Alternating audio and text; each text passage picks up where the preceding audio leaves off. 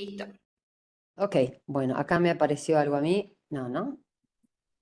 ¿Tengo que hacer algo? No. Perfecto. Bueno, entonces, los prácticos nos van mandando mails y vamos arreglando. Después, el tema de tesis, chicos, porque el tema de tesis es pesado, hay que trabajarlo, hay que elegir el tema de tesis y de acuerdo al tema que eligen, vamos a asignarle un tutor, porque esto como tiene bastantes requisitos, está bueno que tengan una orientación. Entonces, primero van a tener un tutor que las va a tratar de ayudar para ver si es un tema que puede ser factible. Y después, una vez que lo tengan ya seleccionado, para calcular la muestra, ahí podemos ofrecerle asesoramiento. Los que tienen posibilidad de venir al hospital, nosotros tenemos a la doctora Marina Couri, al doctor Guido. ¿Cómo es el apellido de Guido? No me acuerdo. Eh, Fonsi. Fon, Fonso. Fonso. Coso. Difonso. Difonso, Fonso. gracias, gracias. Difonso, que también los puede asesorar. Ustedes vienen, los que van a rotar, tratamos de que sean los días que rotan para que él les pueda dar la determinación del cálculo de muestra, ¿sí? Y después vos, Noelia, la gente que no está acá, Noelia, Joana, me parece que vos, Noelia, podés hablar con Caro. ¿Estás por ahí? Desmuteate, Noelia. Sí, sí, acá estoy. Claro, podés hablar con Caro y capaz que en el hospital vos también tenés posibilidad de acceder a que te asesoren y si no, les mandamos el mail de la gente de docencia de nuestro hospital para que se contacten. Pero la idea es que tengan un buen asesoramiento para que no se rechace después la tesis. Sí, Y gracias. Joana, no sé vos si tenés alguien que te pueda asesorar allá. Buen día, Laura. Buenos días, ¿qué tal? Sí, sí, señora. Nosotros tenemos un centro de investigación en el sitio donde yo trabajo. Perfecto. Y pues mi idea, que todavía no sé cuál será, no puedo recoger pacientes si no está autorizado por el comité de ética y Ética. todo. Ellos son muy estrictos donde yo trabajo, pero la idea es que la recolección sea en mi país, pero pues a mí sí me gustaría cuando ya tenga la idea, contar con algún docente de la maestría que me acompañe, así lo haga todo desde Colombia. Perfecto, sí, la idea es que vamos a poder darte un tutor de acuerdo al tema que elegís. Por eso tenemos endocrinólogos y ginecólogos, de modo tal que si es un tema más endocrinológico, vas a tener un endocrinólogo o si es de fertilidad, tendrás a alguien que se especializa en fertilidad. Pero sí, la idea, igual todos van a tener que tener el comité de ética. Eso es, tiene que, todos los trabajos, todas las tesis, aunque sea un trabajo retrospectivo donde vos vas a recoger información, tiene que tener aprobación, chicos, por el comité de ética de donde lo van a hacer, ¿eh? Eso creo que ya todos lo saben, lo habrán visto con la doctora Couri. Buen día, Mariela, no sé si te saludé, pero bueno, entonces ese es el tema, elegir la tesis. Me están diciendo de facultad que cuanto antes tengan el tema es mejor porque hay que presentar el proyecto de tesis. Vieron que son papeles largos. Esta es una preparación para hacer la tesis doctoral, porque si hacen esto, la tesis doctoral es lo mismo, es el mismo camino. Así que sería un precalentamiento.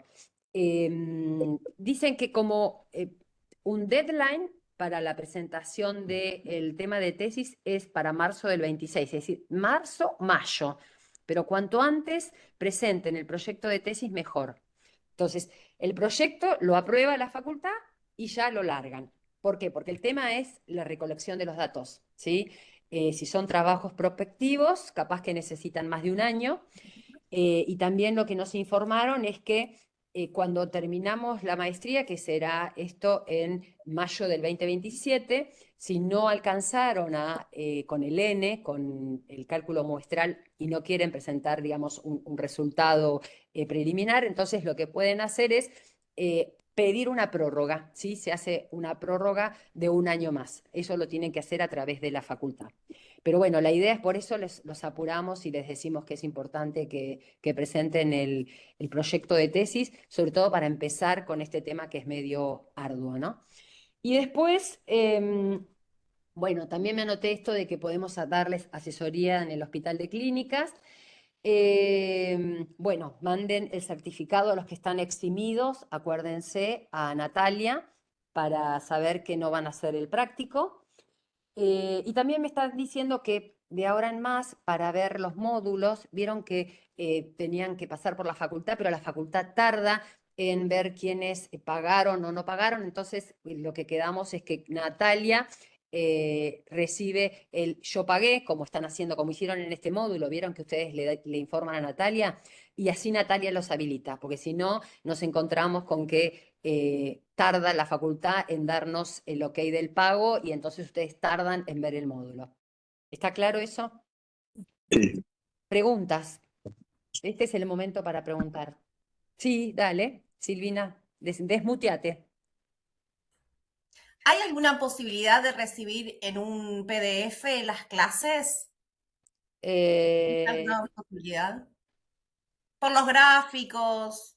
Sí, sí, creo que sí, déjame consultarlo con Dori, yo creo que no va a haber problema, pero creo que va a haber, que hay posibilidad. Espera que ya me lo anoto para consultarlo con Gracias. Dori. Y les contesto y obviamente se lo mandamos a todos, si es así, posibilidad de PDF Gracias. para recibir. Perfecto. ¿Qué otra pregunta? Te me fuiste ya, no te me vayas. Bueno, a ver, ¿qué más me anoté? Bueno, esto. No, estoy. Aunque no lo veamos, el sol está. Bueno, y quieren, vamos a empezar. Yo traje 3 historias clínicas para que entre todos la charlemos, la discutamos y así se hace más interesante esto.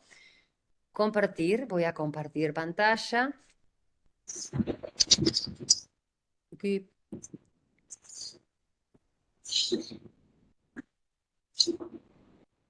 ¿Estoy compartiendo? Sí, ¿no? ¿Está en eso? Cargando. Sí. Ahí está. Ok, bueno. Esto igual ya lo estamos grabando, así que el que no está lo puede ver. Voy a hacer presentación de 3 casos clínicos. El primero les cuento que es una paciente de 34 años que, ¿ves esto que me aparece acá? Jazz, esto que dice expandir ventana, bla, bla, bla, es esto, ¿no? No, lo voy a dejar acá al Lo costado. tuyo no nos aparece a nosotros, pero vos lo podés Ah, hacer. está bien, perfecto. ¿A ustedes no les aparece nada? Ahí no. Esto esperando, ¿esto sí te aparece? ¿Esperando que entren otras personas? Porque ves esto, No. es un... ¿No? ¿No les aparece nada? No. Ah, Dice perfecto, entonces. chiquitito dice finalizar, no sé qué cosa. No, yo por las dudas no voy a apretar nada. Bueno, empiezo. Paciente de 34 años, es arquitecta, no fuma, no toma medicamentos. Nos consulta en el hospital porque tiene irregularidades menstruales de 1 año de evolución y cuenta que estas... Javier, por favor, muteate. Y si no sabes qué, apaga hasta que hago preguntas, ¿querés? Dale. Bueno, entonces, consulta por irregularidades menstruales de 1 año de evolución y ella cuenta que esto coincidió con una etapa emocional conflictiva. Cuando viene a la consulta nos dice que hace 6 meses que no menstrua, no tiene antecedentes clínicos de importancia, tampoco tiene antecedentes quirúrgicos, cuenta que su menarca fue a los 12 años. Sus ciclos fueron siempre regulares, fíjense, ciclos de 28 a 30 días, con 4 o 5 días de duración. Nunca embarazó, usó preservativo como método anticonceptivo, está iniciando una nueva pareja heterosexual y como antecedentes familiares nos cuenta que su mamá es hipotiroidea, que tuvo su menopausia a los 52 años y ella refiere que hace 1 año, luego de un evento traumático estresante que no nos quiso contar, venía muy regular y comenzó con ciclos de 45 o 50 días, es decir, oligomenorrea, y que hace 6 meses tuvo su última menstruación. Nos cuenta que su índice de masa corporal es estable, que no tiene signos clínicos de hiperandrogenismo, no tiene cambios en la conducta alimentaria, tampoco en la actividad física, tampoco en la composición de la dieta y nos trajo, sí, una beta-HCG que fue negativa. Entonces, primero lo que tenemos que hacer es definir qué es amenorrea. Ustedes saben que amenorrea es la ausencia menstrual, que puede ser primaria o secundaria. En este caso, hoy voy a darles unos casos de amenorrea secundaria. Recuerden que la prevalencia de la amenorrea es de 2 a 4% de la población y que en la edad que tiene que menstruar, obviamente, y que obviamente si no hubo menarca se define como amenorrea primaria, y cuando aparece la falta de menstruación luego de una menarca, se habla de amenorrea secundaria. Pero lo importante es que para definir amenorrea secundaria, el tiempo que se toma depende de cómo eran los ciclos previos de la paciente. ¿Por qué? Porque si la paciente venía con ciclos previos regulares, como es el caso de esta paciente, ya con 3 meses de ausencia menstrual nos es suficiente para hacer diagnóstico de amenorrea secundaria. En cambio, si tenemos una paciente que siempre tenía ciclos irregulares, es decir, que tenía oligoamenorrea, ahí necesitamos 6 meses de ausencia menstrual para hablar de amenorrea secundaria. Y cuando uno mira las causas de amenorrea secundaria, todos sabemos que por lejos el síndrome de ovario poliquístico es la causa más común, que generalmente va asociado con hiperandrogenismo. En segundo lugar, la amenorrea hipotalámica funcional. En tercer lugar, la hiperprolactinemia. Más lejos está la insuficiencia ovárica prematura y mucho más lejos el hipotiroidismo. Claro que cuando uno habla de otras causas, tenemos una infinidad de causas. Entre ellos puede ser un tumor productor de andrógeno, el Cushing, la acromegalia, etc. Fíjense, esto se los voy a mandar. Vamos a poner en la página también un icono que va a ser papers, que van a figurar papers que ustedes soliciten. Si ustedes quieren algún paper de algún tema en particular, nos piden. Nosotros tenemos acceso a fácil para conseguir artículos. Y entonces ahí vamos a dejarles los relevantes de los ateneos o los que ustedes nos piden. Vieron que en la página principal tenemos varios iconos, que está el programa, los ateneos. Bueno, vamos a poner otro que va a ser bibliografía. Y acá vamos a poner este artículo, que son las guías que publicó la Sociedad Norteamericana de Reproducción, donde habla de la definición, las guías actuales, que fue publicada el año pasado, en el 2024, para amenorrea primaria y secundaria. Yo voy a hablar hoy de amenorrea secundaria. Obviamente, de acuerdo a las causas, fíjense de donde estén localizadas, pueden ser hipotalámicas, pueden ser de hipófisis, ováricas, del tracto de salida. Obviamente que estas de tracto de salida generalmente corresponden a las amenorreas primarias, excepto aquellas que se producen secundariamente a un procedimiento quirúrgico, ya sea obstétrico o ginecológico, y otras causas como puede ser enfermedad tiroidea, adrenal o medicamentos. ¿Qué hacemos con una paciente que consulta por amenorrea secundaria? Recuerden que es fundamental investigar cómo eran los ciclos menstruales previos de ellas y además antecedentes familiares.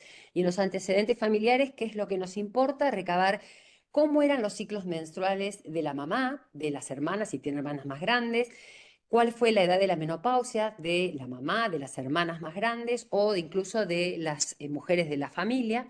Y si hay hiperandrogenismo en la familia, acuérdense que se dice que el SOP en el hombre sería el que se asocia con hiperandrogenismo clínico, como es la calvicie temprana, y también con mayor riesgo o prevalencia de diabetes. ¿Qué es lo que investigamos en la paciente puntualmente? Si toma medicamentos, si toma alguna droga, es decir, si usa drogas ilícitas. El consumo de marihuana, que muchas veces no lo investigamos, y nosotros tenemos algunas pacientes que suelen fumar un porrito a la noche cuando se van a dormir, y eso se asocia con aumento de prolactina y pueden tener amenorrea secundaria o oligoamenorrea e incluso galactorrea. Cambios de peso, vamos a ver si la paciente, en general nosotros decimos que cuando estamos frente a una amenorrea secundaria le preguntamos a la paciente, ¿qué te pasó? ¿Qué sucedió cuando empezaste o cuando dejaste de menstruar? Y ahí o nos cuentan que hubo un cambio en la actividad física, o hubo cambios en la conducta alimentaria, o que aumentó el vello corporal, o que tiene historia de legrado, etcétera, o tuberculosis. También tenemos en el hospital 2 pacientes con tuberculosis que tienen amenorrea. Una era ovárica, creo, ¿no? Chicos, no recuerdo bien, y la otra era uterina. Y entonces, ¿qué buscamos en el examen físico de las pacientes con amenorrea secundaria? Primero, el determinar el índice de masa corporal. La circunferencia de cintura, más de 88, se dice que es sinónimo de insulinoresistencia. La circunferencia de nuca, nosotros usamos 35 de corte, si no me equivoco, ¿no? Chicos, ayúdenme, Vittorio y Elisa y Jazz. Sí, 34, 35. 34, sí. El otro día estuve dando una charla en nutrición y ellos me dijeron que usan 38. Es bastante más alto, ¿no?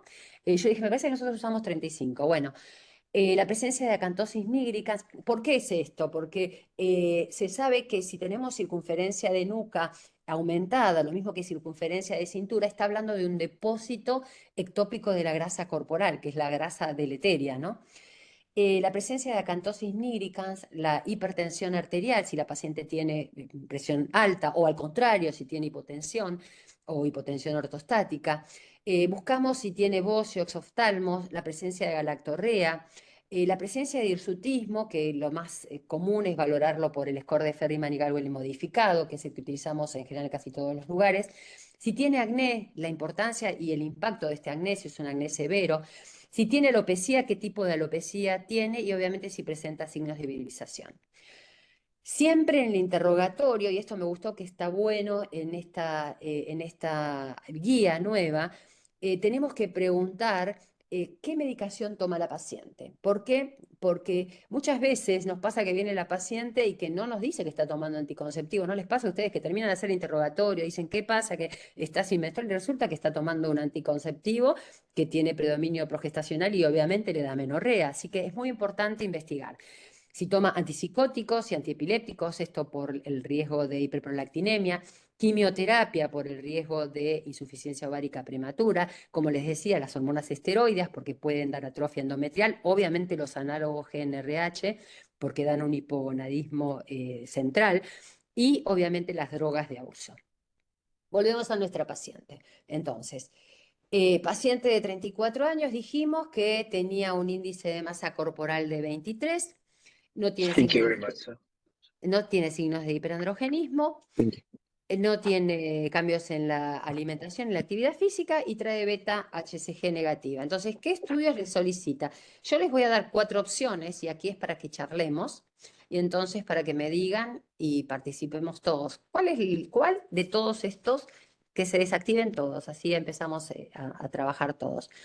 ¿Cuál de todos estas opciones les parece la más correcta para pedir como primera opción en la paciente que consulta con amenorrea secundaria?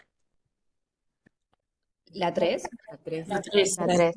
La Sí, 3. la 3. La 3. La opción 3. La 3. Perfecto, perfecto. ¿Antimülleriana? ¿Qué dicen con la antimülleriana?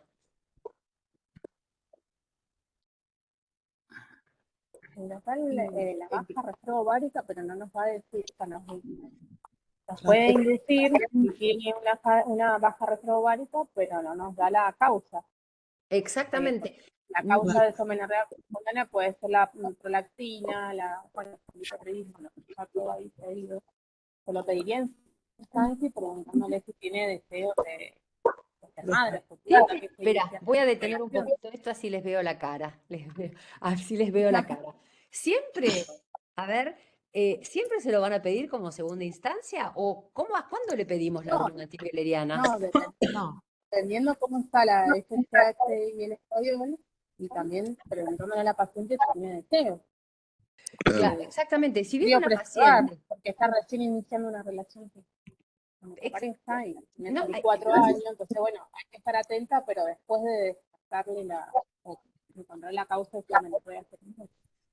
porque la idea es esta. Y también, Sí, perdón, y también teniendo en cuenta los antecedentes de la paciente. Si la paciente recibió, no sé, tuvo alguna enfermedad oncológica y recibió alguna quimioterapia gonadotóxica, por ahí la MH se la pidió antes. a ver, ¿te sirve como predictor, Karina? No. ¿Entiendes? Entonces la idea es, no pidamos estudios que no nos van a aportar nada y además que van a angustiar a la paciente, Claro. porque hizo una quimioterapia, bueno, pero ustedes saben que hay estudios poblacionales donde la AMH no predice qué va a pasar. No. Acá tenés la quimioterapia, tenés, obviamente. Entonces hay un efecto gonadotóxico. La idea es pedirle inicialmente a la paciente los estudios básicos para ver cuál es la causa. Le voy a pedir a AMH en un contexto de fertilidad, se lo dejo al Claro. médico que va a hacer el tratamiento. Ese es un concepto importante. Sí. Tampoco la paciente cuando viene y dice, quiero saber cómo estoy yo para buscar. No enfermemos a nuestras pacientes. No, perdón, pero por eso, la idea, sí coincido en que sea la opción número 3, pero ¿cuándo se la pediría? Más adelante, ¿no? A eso iba. Sí se la pediría, pero no de primera instancia. Exacto. Bueno, no sé si alguien quiere opinar. Elisa, te veo con ganas de opinar. No, Ay, también, no podés hablar. también es importante si quiere hacer criopreservación, ¿no? Porque Exactamente, por eso. Ahí también después la criopreservación el médico especializado en fertilidad le hará o la MH, el recuento de folículos y hará la criopreservación. Pero yo para estudiar su amenorrea secundaria, no. Eso es importante saberlo. Bueno, y sigo compartiendo entonces. Ahí se ve, ¿no?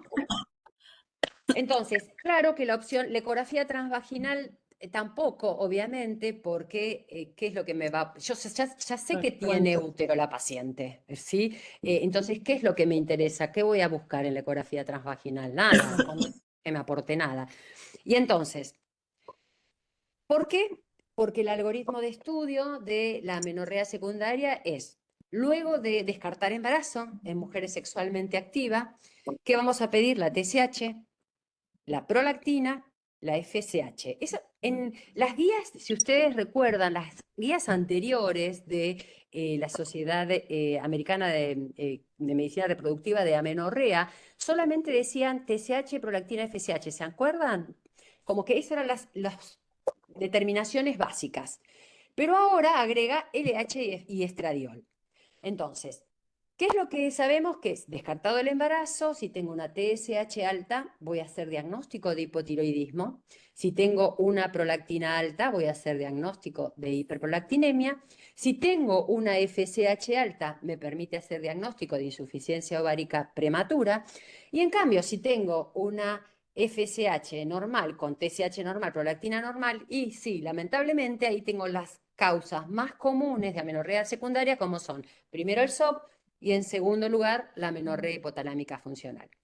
Entonces aquí fíjense cómo dicen las guías para hacer el algoritmo de estudio, amenorrea secundaria, luego de descartado embarazo, determinar beta-HCG, entonces que dio negativo, nos guiamos en la historia clínica, en el examen físico y determinamos TSH, prolactina, FSH, ILH y estradiol. Y obviamente si tengo una paciente que tiene estigmas de Cushing, voy a hacer la determinación para descartar que no tenga la enfermedad o con el CLU, el cortisol salival, como sea, pero no es el caso de nuestra paciente. Esta paciente concurre con una FSH de 64, una LH de 36, una prolactina de 21, una TSH de 2.5 y un estradiol menor de 20. Entonces, la próxima pregunta es, ¿qué sospecha? La 1. Ah, no, perdón, leí cualquier No, cosa. la Lean tres. bien, lean No, bien. estaba leyendo mal. La 3. La 3. Tres. Ovárica. Sí, sí. Ok, la 3 quiere decir que esta paciente probablemente tenga una insuficiencia ovárica prematura, espontánea, y iatrogénica no, porque no tiene ningún antecedente ni quirúrgico ni de quimioterapia, así que, bueno, ¿y cómo seguiríamos evaluando a la paciente? Les doy opciones, ¿eh?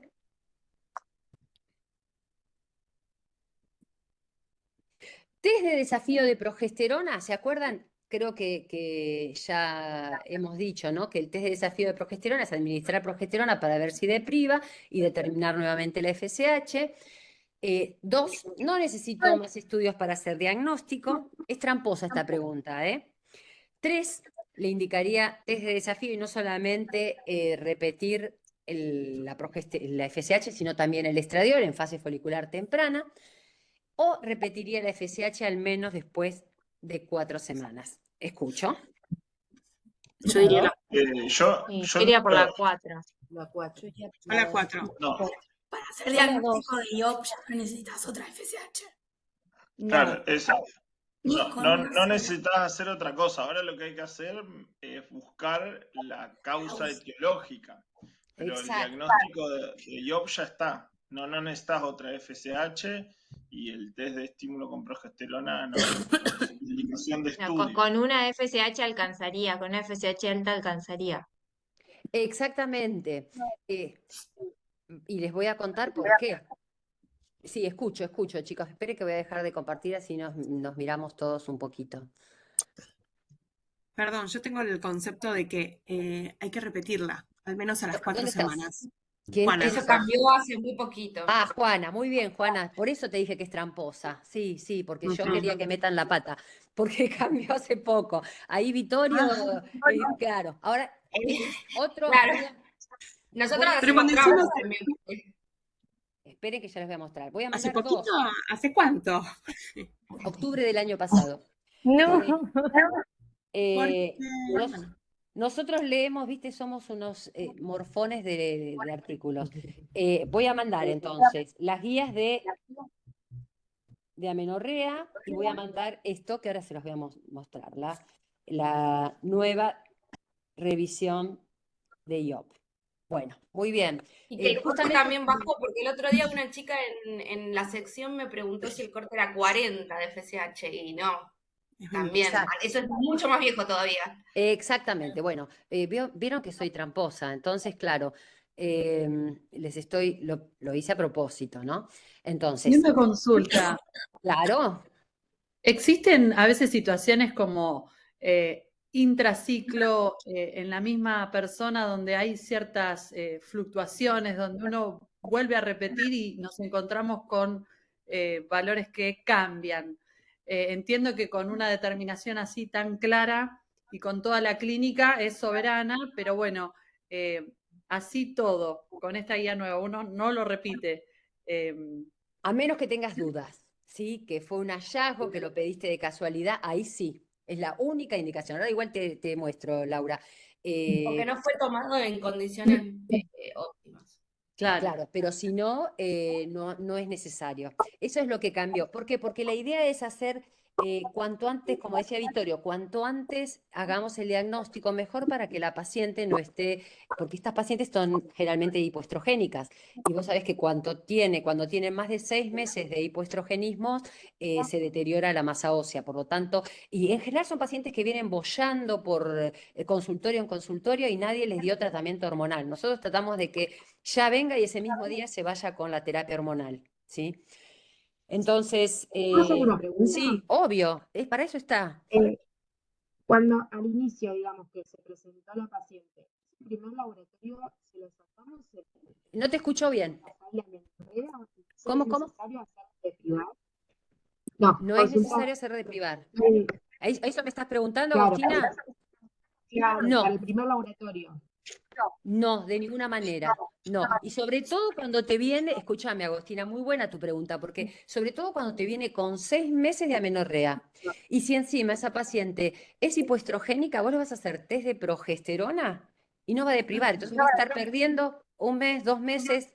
Y se le venció la orden porque vos en la orden le vas a poner FSH, seguro, ponele que le pongas FSH, estradiol, prolactina, TSH, todo lo que querés hacer.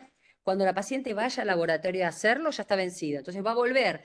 Y otra vez, por eso las nuevas guías dicen que no hace falta el test de progesterona. No hace falta el test de desafío de progesterona, no hay que usarlo más, chicos. Es obsoleto. Aún para el SOP, que ya van a tener una charla. ¿Por qué? Porque lo único que sirve es para hacernos perder tiempo, ¿sí? Suponete, vos tenés duda, ¿sí? Si la paciente ovuló o no ovuló, ¿sí? Sobre todo en una paciente que tiene hiperandrogenismo y que pensás que puede ser un SOP y le querés pedir todos los andrógenos, ¿no? Y entonces decís, ¿qué hago? ¿Le hago de privar? ¿Le hago prueba de progesterona? No. Está con amenorrea, le dosás directamente todo lo que vos querés pedirle, los andrógenos en ese caso, pero además le agregás progesterona sérica. ¿Por qué? Si la progesterona en esa extracción te dio 0 punto, ya está, eso equivale a una fase folicular temprana. ¿Entendés el concepto? Si no, si era ovulatorio, tendría que darte una progesterona mayor de 3. Perfecto, gracias. Vittorio. No, aparte, pensando en el caso clínico de la paciente, digo, como para simplificar por ahí las dudas diagnósticas en consultorio, ella tiene 34 años, puedo decir, bueno, te viene una paciente de 44 con una FSH que te genera dudas, bueno, pero ella tiene 60 de FSH con 34 años, o sea, ¿qué te va, o sea, digamos, pedírselo en amenorrea, qué te va a confundir? ¿El pico antes ovulatorio? No, o sea, es como muy alto, muy categórico. Exactamente. Bueno, y entonces, ¿alguna otra pregunta o aporte? Bueno, y entonces, sigamos. Esta paciente entonces tenía, ustedes me dicen si se ve.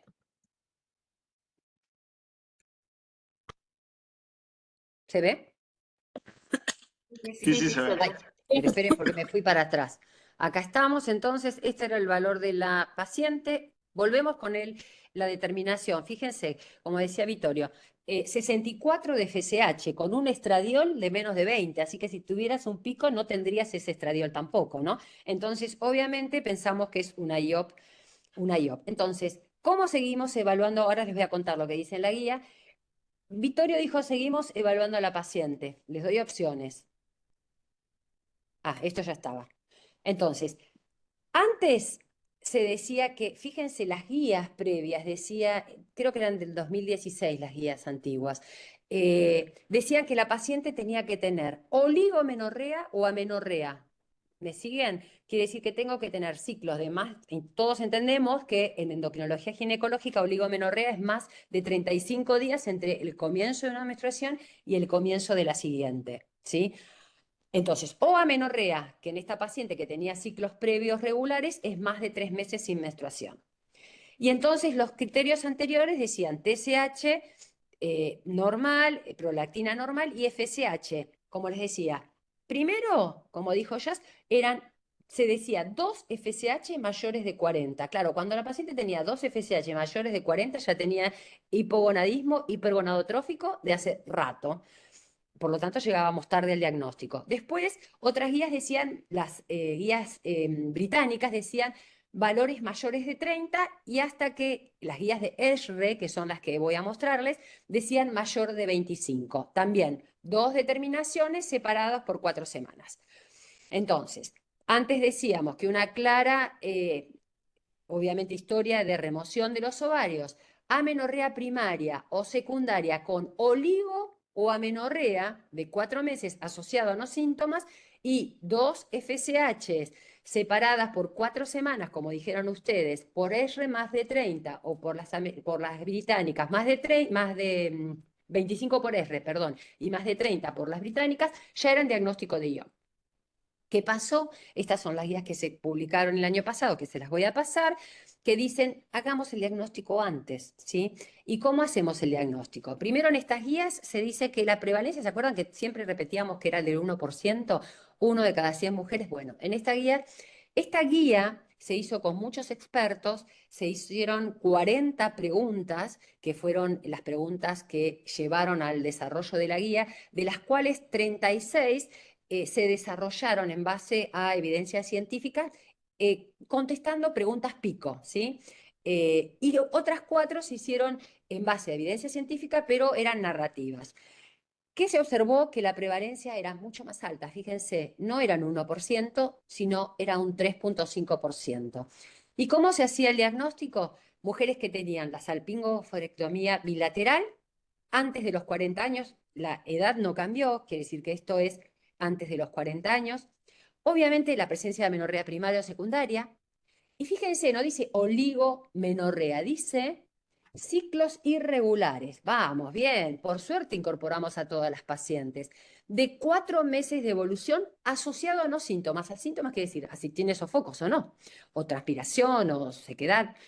Eso no importa, pero es ciclos irregulares. ¿Qué quiere decir esto? Que pueden ser que hace 4 meses una paciente que venía menstruando regularmente tiene ciclos menores de 21 o mayores de 35. Un nivel de FSH de mayor de 25, y obviamente esto se hace diagnóstico antes de los 40 años, es suficiente para el diagnóstico. Entonces, ¿por qué quiero decirles esto? Y me parece importante. Porque ustedes saben que cuando las pacientes tienen una disminución de los folículos ováricos, disminuye la inhibina, y la inhibina es la que está inhibiendo en condiciones normales a la FSH. Y entonces, ¿qué va a pasar? Hay una disminución de folículos que hace que el crecimiento folicular sea más acelerado, y el primer signo clínico de la IOP va a ser muy probablemente una frecuencia de ciclos más acelerada, quiere decir, va a tener polimenorrea. ¿Me entienden? ¿Me siguen el concepto? ¿Por qué? Porque bajó la inhibina, la FSH aumentó, y esta FSH aumentada me va a hacer un reclutamiento folicular más acelerado. Entonces estas pacientes van a debutar inicialmente probablemente con polimenorrea. Por eso se dice que tenemos que tener olfato, y en aquellas chicas que tienen ciclos con polimenorrea, determinar FSH. Por eso les decía, ¿no? La guía es, hagamos el diagnóstico antes para estas pacientes. Entonces, sigamos con el caso clínico. Dijimos que vamos a investigar entonces ahora cuál es la causa de la insuficiencia ovárica prematura en estas pacientes. ¿Cómo investigamos la causa? ¿Qué es lo que creen que vamos a hacer? Ecografía ginecológica, AMH, progesterona, o causa autoinmune o genética. La 4. La 4. La 4. 4. Exactamente. Sí, 4. Perfecto. Y entonces, a ver, ¿dónde estamos acá? Vamos a ver acá. ¿Por qué la 4? Acuérdense que cuando hablamos de insuficiencia ovárica prematura, de causas espontáneas, tenemos causas genéticas autoinmunes, tóxicas, infecciosas, metabólicas, y lamentablemente la mayoría de estas pacientes tienen una insuficiencia ovárica prematura de causa idiopática, que cada vez, por suerte, son menos, y esto es debido a que cada vez se saben más causas genéticas, se identifican más mutaciones genéticas puntuales, que no se investigan. Después les cuento de esto.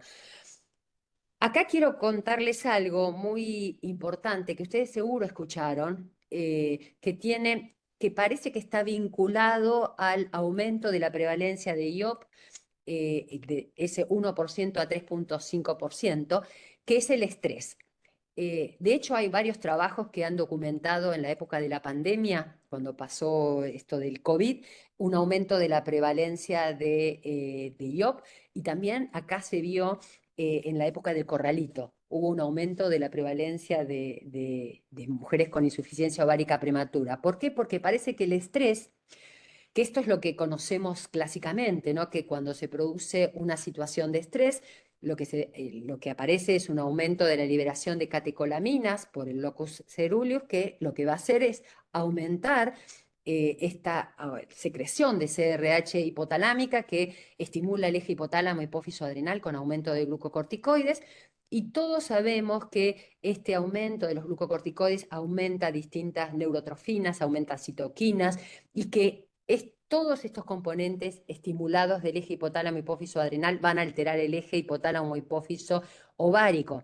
Y van a tener una charla muy linda, muy interesante en la asignatura 4 de la doctora López Mato, donde va a explicarles claramente cómo el eje activado hipotálamo hipófiso adrenal va a alterar al eje hipotálamo hipófiso gonadal. Pero ¿qué les quiero decir yo? Que hoy se sabe que además el estrés tiene la capacidad de producir, a través de la producción de distintas sustancias, básicamente el cortisol es el que más lo va a alterar, aumento de la apoptosis, aumento de la activación de los folículos primarios, por lo tanto disminuye la cantidad de folículos, y además aumenta la atresia folicular. Por eso el estrés parece ser un importante factor que está mediando el desarrollo de insuficiencia ovárica prematura. Esta revisión dice que en general las mujeres que refieren insuficiencia ovárica prematura tienen muchas veces 2 o más eventos estresantes como antecedentes, que puede ser el que esté desencadenando esta insuficiencia ovárica prematura. Y acá lo explica muy bien, porque dicen que el estrés lo que va a producir es el aumento del cortisol, Y hoy se sabe que el aumento de cortisol a nivel celular lo que va a hacer es disminuir la actividad de las enzimas que tienen actividad antioxidante. Y entonces se produce un desbalance de esto de que es capacidad oxidativa y antioxidante. Si disminuye la acción antioxidante, por lo tanto, aumentan los peróxidos, aumentan los radicales libres. Y este aumento del estrés oxidativo lo que va a originar es oxidación de los lípidos, de las proteínas, de la célula, del ADN, con alteración cromosómica. Va a producir un aumento de la MAP quinasa, que estimula pasos de caspasas que llevan a la apoptosis. Está documentado que además el aumento del cortisol va a producir un aumento de la transcripción de genes inflamatorios. ¿Cuáles son? El INOS, la interleuquina 1 beta, el TNF-alfa. ¿Y qué hace el aumento de estas sustancias inflamatorias?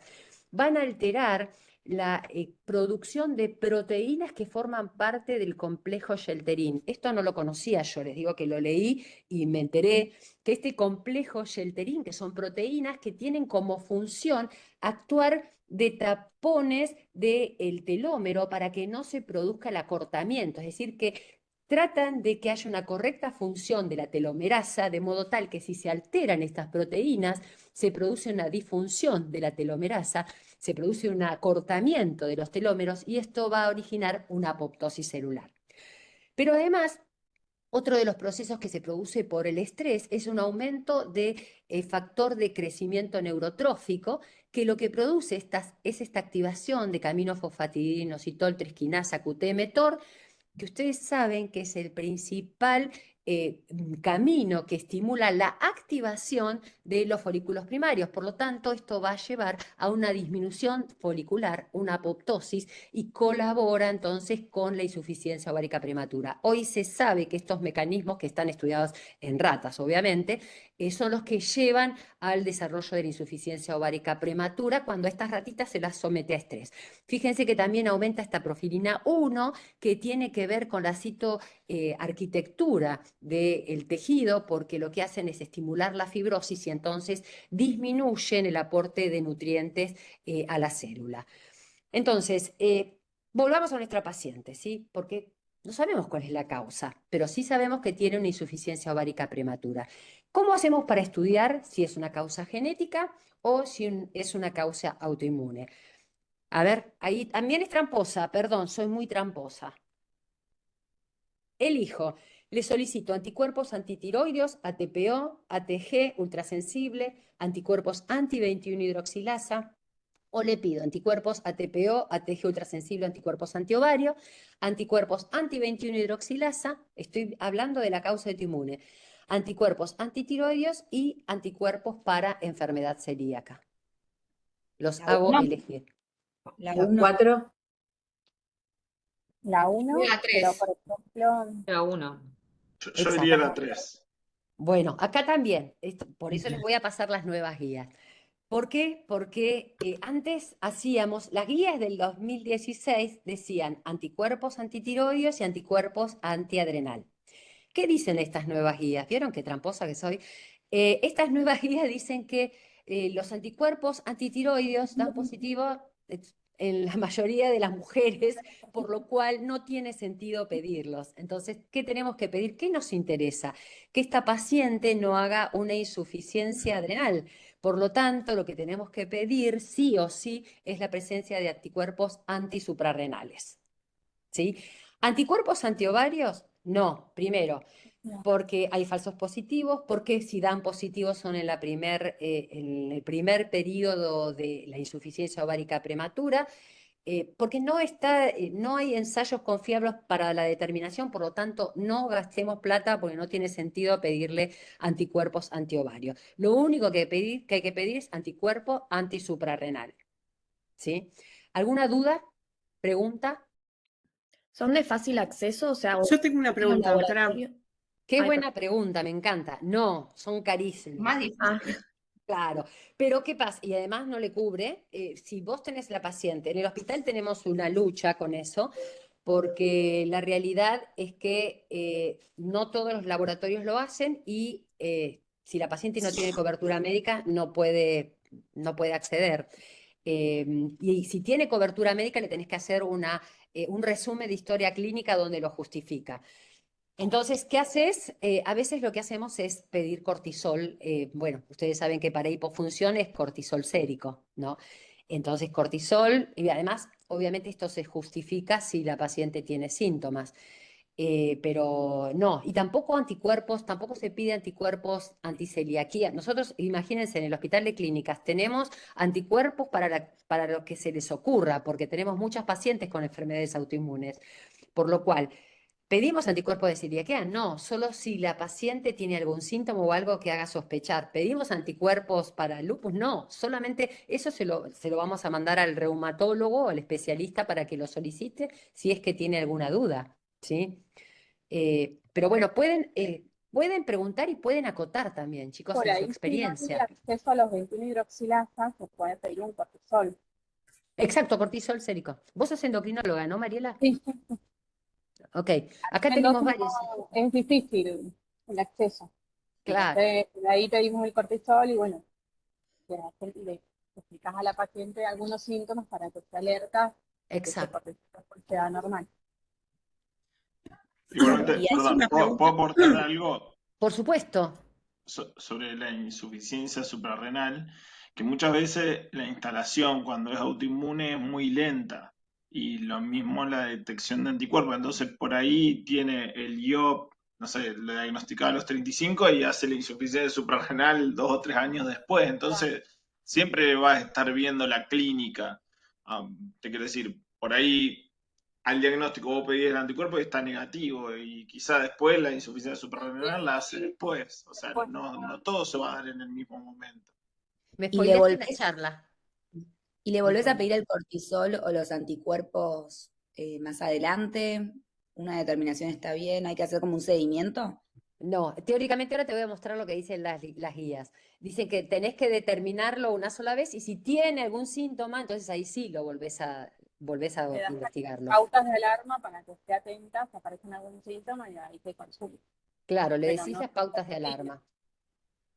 Que podés hablarlo vos como endocrinólogo, vos, Vittorio, vamos, hablen, así se hace interactivo esto, es más interesante. Bueno, las pautas de alarma para insuficiencia suprarrenal en una paciente, primero sería, bueno, estamos hablando de primaria, o sea que vamos a tener astenia, puede haber náuseas, vómitos. Si está muy, muy, muy instalada, vas a tener hiperpigmentación de pliegues, de encías. Y después en el laboratorio, lo que podés encontrar como en un laboratorio básico, una hiponatremia, que por ahí eso se da bien cuando están bien establecidas ya, o una hipercalemia, o a veces pueden debutar con una crisis adrenal ante una situación de estrés, ya sea una infección, un traumatismo, una preparación quirúrgica. Por ahí, si la paciente, a ver, hay niveles de cortisol que ya están bajos, pero para las actividades de la vida diaria, las pacientes no tienen ningún síntoma, pero eso, las choca un auto, tienen un estrés, su suprarrenal no responde a ese estrés agudo que necesita el cuerpo para mantener actividades vitales como la frecuencia cardíaca, bueno, todo lo que desencadena un shock, por ejemplo. Entonces ahí no vas a tener la secreción del cortisol que el cuerpo necesita en esta situación de estrés agudo, y ahí hacen la crisis, la famosa crisis addisoniana. Noelia también es endocrinóloga. Sí. Noelia, vamos. También puede ser un momento de hipoglucemia, un episodio de hipotensión o hipoglucemia, ya nos pueden alertar de síntomas de insuficiencia adrenal. Y acá, Pérdida de peso, también diarrea, pueden tener episodios de diarrea. ¿quién más es endocrinólogo? Ah, muy bien, Laura, muy bien. Te hacía como ginecóloga, Laura. ¿Quién más? ¿Vos también, Solange? No. No. ¿Quién? Nombre. Karina. Karina. Karina. Perfecto, bien, así ya los tengo identificados. No, y además me gustó lo que habías dicho, lo que dijeron recién, porque esta paciente que tiene un IOP, le vamos a probablemente ofrecer ovodonación. ¿Y qué? ¿No es un estrés el embarazo y el parto? Así que tenemos que tener el diagnóstico antes, ¿sí? Si es una una causa autoinmune y puede hacer insuficiencia adrenal. El Sí, después cortisol, otra cosa como práctica y fácil, que no hay que medir ninguna hormona, gracias a las compañeras que dijeron lo que me faltó, básicamente es ver si la paciente hace hipotensión ortostática. Entonces le tomás la presión de sentada, la haces parar 2 minutos y te fijas si baja más de 20 milímetros de mercurio la presión sistólica, y eso es algo clínico y fácil, o sea, es tomar la presión de parado y de sentado con 2 minutos de diferencia. Y es algo totalmente clínico. O Creo que son preguntarle a las pacientes eso, si ante cambios posturales muy rápidos le desencadena algún síntoma, o si viene teniendo episodios simil vasovagales. Bueno, son todas cosas que uno va pensando y va interrogando como para sospechar la insuficiencia suprarrenal. ¿Ibas a preguntar algo, Marina, o acotar algo? y el cortisol lo piden a las 8 de la mañana y alguna otra indicación le dan a la paciente. No, el cortisol Endocrinólogos. En realidad, cuando vos querés ver un déficit y apura la situación, no hace falta estrictamente ese horario. Sí, va a Ok. estar bajo, pero bueno, la ideal toma es siempre en las primeras horas de la mañana, entre las 7 y 8 de la mañana. Por el ritmo circadiano, ¿no?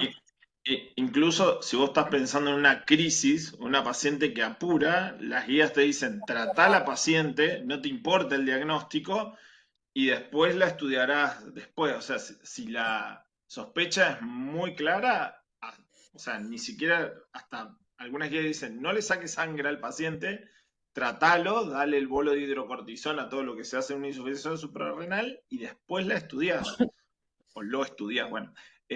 Pero si la sospecha clínica es muy grande, primero siempre porque puede entrar una crisis addisoniana y te morís.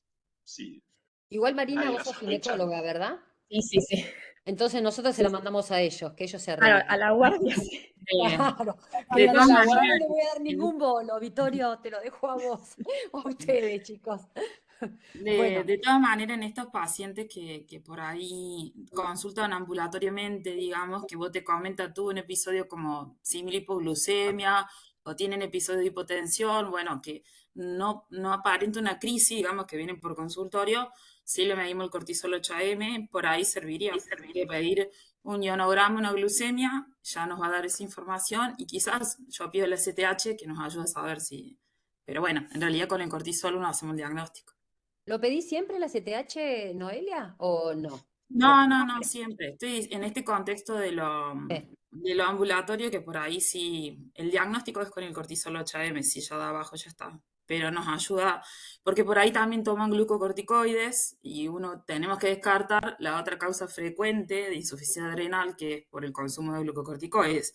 Y en ese caso la CTH va a estar baja. Perfecto. Sí, nosotros ayer, no sé si alguna de ustedes estaba con una paciente que venía IOP, que no estaba estudiada y que obviamente no tenía cobertura y no pudo hacer ni el genético, nada. Nos comentó que estaba creo que estaba Lucía atendiéndola, que por suerte es endocrinóloga también, y también comentó que tenía náuseas, que tenía baja presión, que bueno, igual no tenía signos clínicos en ese momento de insuficiencia adrenal, pero le pedimos el cortisol, ionograma y glucemia. Pero bueno, es como para estar atentos de que eso hay que solicitar en las pacientes cuando uno piensa que puede ser una causa autoinmune. Bueno, sigamos entonces. ¿Puedo hacer una pregunta? Claro, obvio. Obviamente voy a leer la guía, doctora, pero le hago una consulta. Sí. ¿Existe alguna modificación o se sigue vigente la denominación insuficiencia ovárica oculta? No. Y ahora se habla de insuficiencia ovárica, es decir, se sugiere seguir nombrando insuficiencia ovárica prematura. Ujú. Doctora, ¿y esas pacientes, por ejemplo, que presentan una FSH, digamos, un poco alta para su edad? Por ejemplo, una paciente entre 26 y 28 años con una FSH de 12, 14, ¿sí? Y que consultan quizás por hipermenorrea o algunos ciclos aislados con polimenorrea. Y que esa FSH se acompaña con un estradiol de 80, por ejemplo. Bueno, en las guías te dicen que esto no corre para disminución de la reserva ovárica, que sería el caso de esta paciente que estás contando. Entonces ahí, bueno, le sugerís que congele óvulos, si es que le interesa en un futuro que se arregle el Sí, fertilólogo. sí. Pero además vos qué me Pero estás no le contando. ponemos ningún rótulo. No, ya sabés que es una disminución, no entra como IOP, no entra el diagnóstico. Por eso te aclara las guías que esto no corre para ellas. Pero obviamente ahí vas a tener que hacer un tratamiento para la polimenorrea, porque si no se va a volver anémica esa paciente. Así que o le das anticonceptivo o le das progestágenos Sí, sí, sí. cíclicos. Nosotros en general le decimos a esas pacientes que anoten cuándo es, si menstrua cada 21 días o 20 días, viste que en general esas chicas tienen una app, le decimos, fíjate cuándo va a ser tu próxima menstruación y adelantá y tomás, porque hay chicas que no quieren tomar pastillas, así que tienen todo el derecho. Entonces le decís que usen progesterona natural micronizada comenzando 2 días antes de la futura menstruación. Y ahí lo sostenés por 5 o 7 días y ya está. Es como que están solamente con medicación. Le aclarás que no es anticonceptiva, porque esta paciente obviamente tiene chance de embarazo, Sí, ¿no? obvio. Así que le aclarás que si no Sí. necesita un método anticonceptivo, que utilice la progesterona cíclica. ¿Avanzamos? ¿Alguna pregunta? Bueno, muchas No, gracias. interrumpa porque así charlamos entre todos, que se hace más divertido. Bueno, entonces sigamos con la paciente. Quedó claro entonces que esta paciente lo que vamos a hacer es pedirle entonces anticuerpos anti-21-hidroxilasa. Muy bien. Ahora, queremos estudiar cuál es la causa genética. Dijimos que vamos a estudiar la causa, si es autoinmune y si es genética. Entonces, si vamos a investigar la causa genética, ¿qué es lo que vamos a pedir? Vamos a pedir investigación de mutaciones autosómicas, vamos a solicitar el cariotipo y mutaciones autosómicas, solicitar cariotipo y premutación del FMR1, o no es necesario realizar estudios genéticos. La 4 ya sabemos que no es cierta. La 3. La 3. La 3. La 3. Exactamente, exactamente. Recuerden que primero las guías dicen que hay que pedir consentimiento, autorización de la paciente y que lo firme. Eso dice la guía, que antes nunca decía nada de esto, como que esto hay que tener la aceptación de la paciente para hacerle la solicitud del estudio genético. Y le vamos a pedir entonces el cariotipo y le vamos a pedir la premutación del FMR1, ¿sí? ¿Por qué? Porque otra vez, si esta paciente tiene una premutación del FMR1 y si se llega a embarazar espontáneamente, sabemos que tiene riesgo de tener un chiquito con un retraso mental, ¿sí?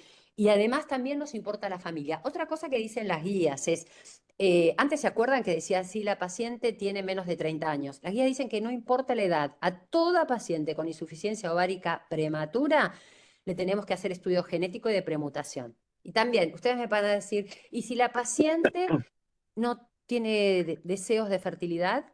¿Entienden? Porque no sabe que no quiere ser mamá ni, digamos, va a usar método anticonceptivo siempre. ¿Por qué? Aclaro esto porque las pacientes no tienen 0 chance de embarazo. Sabemos que pueden embarazarse espontáneamente, entonces hay que asesorarlas. Pero suponiendo que esta paciente no quiere de ninguna manera anticoncepción, hay que hacer el estudio de premutación del FMR1 y las guías recomiendan que sí, sobre todo porque por el consentimiento familiar, ¿sí? ¿Qué pasa con el resto de la familia? Entonces, que haga la investigación de la premutación del FMR1 porque de tenerla le avisa a sus familiares, ¿no?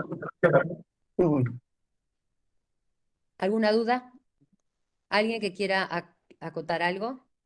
No, de vuelta, es muy difícil en el sistema público acceder a esto. Totalmente. Si la paciente no tiene cobertura médica, es un problema, sí. Hacemos lo que podemos, sí. Sí. Pero bueno, O sea, eso es lo que sí. no indagás sobre retraso mental en la familia, o sea, Obvio. directo, si tuvieras acceso, lo pedirías a todas. No, digamos, las guías dicen que hay que pedirlo a todos y sí, Claro. sí. Si podés, se lo pedís a todas. Pero antes, está bien lo que preguntás vos, Marina, porque antes las guías anteriores, no, las anteriores no, las primeras te diría, decían que solamente si la paciente tiene un antecedente de retardo mental en un varón, en la familia, o si había antecedentes familiares de IOP. ¿Por qué? Por esta carga genética, ¿no? Pero ahora dice que todas las mujeres tendrían que tener este pedido. No sé si te contesté. Sí, gracias. Bueno, pero es cierto, nos encontramos con que esto dicen las guías y nosotros podemos hacer muy poco, pero bueno, tratamos, justamente lo que les decía, esta paciente que vino ayer, que la atendió Lucía y que le pidió todo para ver si no tenía un compromiso adrenal, era paciente nuestra y no pudo hacer nunca el estudio genético, ni siquiera tampoco el estudio de anticuerpos. ¿Qué dicen estas guías nuevas? Dice...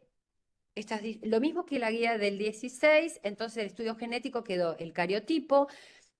Obviamente, si tiene material de cromosoma Y, hay que hacer la gonadectomía por el riesgo de gonodoblastoma. Si el FRAX, el X frágil, les dio positivo, hay que referir al genetista. Y anticuerpos, bueno, fíjense que son del 2016, por eso acá dice test de TSH y anticuerpos antitiroperoxidasas. Este es el resumen que hice de las guías de ahora, que dicen que mujeres menores de 40 años con amenorrea espontánea o ciclos irregulares, otra vez, ciclos irregulares es menores de 21, mayores de 35, por al menos 4 meses, asociado a una concentración de FSH si la paciente tuvo una cirugía previa ovárica o una radioterapia o incluso cirugía pelviana, ¿no? Embolización, también digamos, hay la ligadura tubárica, que sabemos que, me acuerdo que Yasmín quería hacer su fellow en qué pasaba con la función ovárica y la ligadura tubárica. Es muy interesante, ¿no? Los que tienen posibilidad, se lo robamos a Jazz. ¿Por qué? Porque cambia la vascularización. Entonces, si la respuesta es sí, entonces podemos hacer diagnóstico de IOP y atrogénica. Si la respuesta es no, vamos a test genéticos y test de autoinmunidad. Nosotros en general pedimos todo junto. Sí, podemos, lo pedimos. Después que si lo hace o no lo hace, sabemos que muchas veces no lo hace, pero pedimos conjuntamente el test genético. La paciente se va con una orden de genética que dice cariotipo y premutación del FMR1. Nosotros no hacemos para nada estudio de mutación genética específica. Sí se hace, por ejemplo, siempre pongo el mismo caso, en Finlandia es altamente prevalente la mutación del receptor de FSH, entonces ahí como tiene una alta prevalencia de IOP, de la expresión IOP por mutación de este receptor, ellos sí hacen investigación de rutina de esta mutación del receptor de FSH, pero si no, lo hacemos solamente cuando hay algo sindromático y sabemos que el genetista sabe, yo no, qué mutación va a buscar, si no, no se hace. Y obviamente si es anormal, fíjense, este asterisco acá que puse indica que necesitamos el consentimiento de la paciente, informado y firmado. Y si se diagnostica causa genética, entonces lo vamos a derivar sí o sí al genetista para asesoramiento y fíjense lo que se dice es que es considerar efectos en familiares. Y si esto es normal, hacemos anticuerpos anti-21-hidroxilasa, TSH, y ellos dicen que si la TSH es normal, en las guías se repite cada 5 años, y fíjense, investigamos anticuerpos adicionales según la historia clínica y la clínica de la paciente. Y si esto es anormal, vamos a hacer diagnóstico de IOP de causa autoinmune, que obviamente requiere el seguimiento del endocrinólogo. Entonces, la paciente concurre con esto, que es anticuerpos, anti-21-hidroxilasa positivo, cariotipo normal y ausencia de premutación. Obviamente, queda claro que esta paciente tiene un IOP de origen autoinmune. Exacto.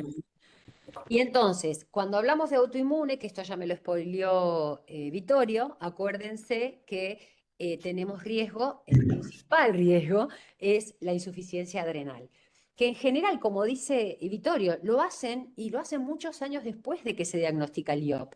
Fíjense que las guías dicen que entre 8 a 14 años después de diagnosticado el IOP. Y como dijimos antes, puede ser asintomático, pero puede ser fatal ante cirugías o estrés. Por eso es muy importante. Ahora, ¿cuál es el plan? Ya sabemos que tenemos una paciente, entonces, con un IOP y autoinmune. Y ahora, ¿qué vamos a hacer? Estudio de sangre de rutina y metabolismo fosfocálcico, densitometría ósea de columna lumbar, tuvo 6 meses de amenorrea, ¿no?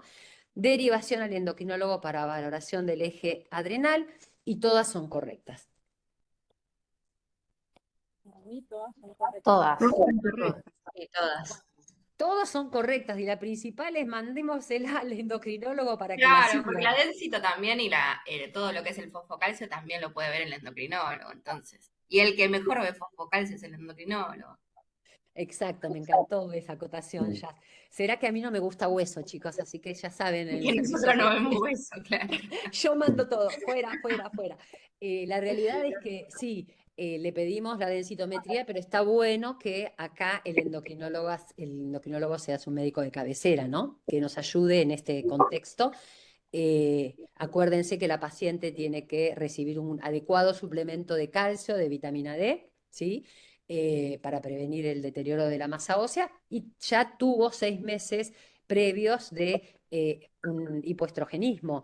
Cuanto más tiempo, más meses tarda o pasa la paciente con hipoestrogenismo, mayor está afectada la masa ósea. Y acuérdense que el hueso que más se afecta es el hueso trabecular, por eso le pedimos densitometría de columna lumbar, ¿sí? ¿Alguna pregunta por acá? ¿Alguna acotación? Los endocrinólogos que están acá, ¿quieren acotar algo? No, yo como me mareé un poco con las prevalencias. Dentro de amenorrea secundaria es entre un 3%, como que un 3.5. ligero aumento. Exacto, no, 3.5. perdón, no. La prevalencia de las amenorreas siempre está abajo, dentro de las amenorreas. Lo que te dije de la prevalencia es de la IOP como IOP, es decir, como causa de insuficiencia ovárica prematura, ¿sí? Que no siempre debuta con amenorrea, ¿entendés? Bien, pero Como que antes era casi un 1%, hubo mayor incorporación de Exacto. pacientes porque bajamos los criterios, digamos. Exactamente, bajamos los criterios, aumentó el estrés, hay un montón de causas. Bien, pero dentro de ellas, ya dentro del diagnóstico de IOP, las autoinmunes, 8%, es bajo. Es bajo. O sea, no es algo que vemos muy frecuente en el consultorio, muchas veces termino hablando siempre de lo idiopático o es que es la más de común. separaciones, mudanzas, es como que nunca llego a un diagnóstico, no es lo más habitual, quiero decir. Laura, es que a vos sola no te pasa, como dijo recién Marina, no tenemos posibilidad tampoco de investigar mucho y además, si ustedes buscan los papers, van a ver que todos los meses, yo diría que una vez por mes más o menos, sale algún paper de mutación, no sé, un gen que nunca lo habías escuchado en tu vida que está asociado con IOP. Entonces, Claro. hay tantas mutaciones puntuales. Yo no lo traje acá, pero hay un gráfico que dice que todos los genes que pueden estar mutados, que pueden darte IOP, son enormes. Entonces, no investigás. Por eso, hasta ahora, la mayoría son idiopáticas, porque no, te falta mucho por conocer. No es que le decís, bueno, es una IOP, hago un panel, si tuviéramos fortuna, plata, todo, si tuviéramos todos los paneles hasta ahora investigados, seguro que la causa genética aumentaría mucho más. Bárbaro. Gracias. Bueno, y entonces, creo que ya la paciente dijimos que todas estas opciones son correctas. Bueno, ahora, la paciente concurre con todos los estudios solicitados. ¿Cuál le parece el mejor plan terapéutico a seguir? ¿Sí? Progestágenos cíclicos, anticoncepción combinada hormonal, preferentemente con estradiol, anticoncepción hormonal combinada, preferentemente con estetrol, o terapia hormonal con estrógenos y progestágenos cíclicos. Repito que soy tramposa. Y acá me gusta ver las caras otra vez. Yo diría, depende. Muy bien, ¿de qué Claro. depende? ¿De qué depende? Lo que tengamos acceso. No, de Pero la sería decisión de claro. fertilidad también, ¿o no? Muy bien, lo que No le tengamos está dando acceso. método. Lo que quiera la paciente si necesita anticoncepción también. Exacto, esta paciente estaba iniciando una relación de pareja, ¿sí? Obviamente le vamos a decir que utilice preservativo, eso desde ya, ¿no? Pero además, esta paciente necesita un método anticonceptivo. Por lo cual, ¿qué elegimos? Ahí se los puse, ¿eh? Ahora se los saqué, pero bueno, díganme. No, yo diría de pensar, ¿va a buscar embarazo ya o vamos a esperar? Entonces Y ahí ella, mira, Ya igual está, si va a guió. buscar embarazo, perdóname. Es Vos para no le vas a hacer un ovodonación. tratamiento para, claro, lo que, si vos sí, le, bueno, sí, claro, ahí tenés razón.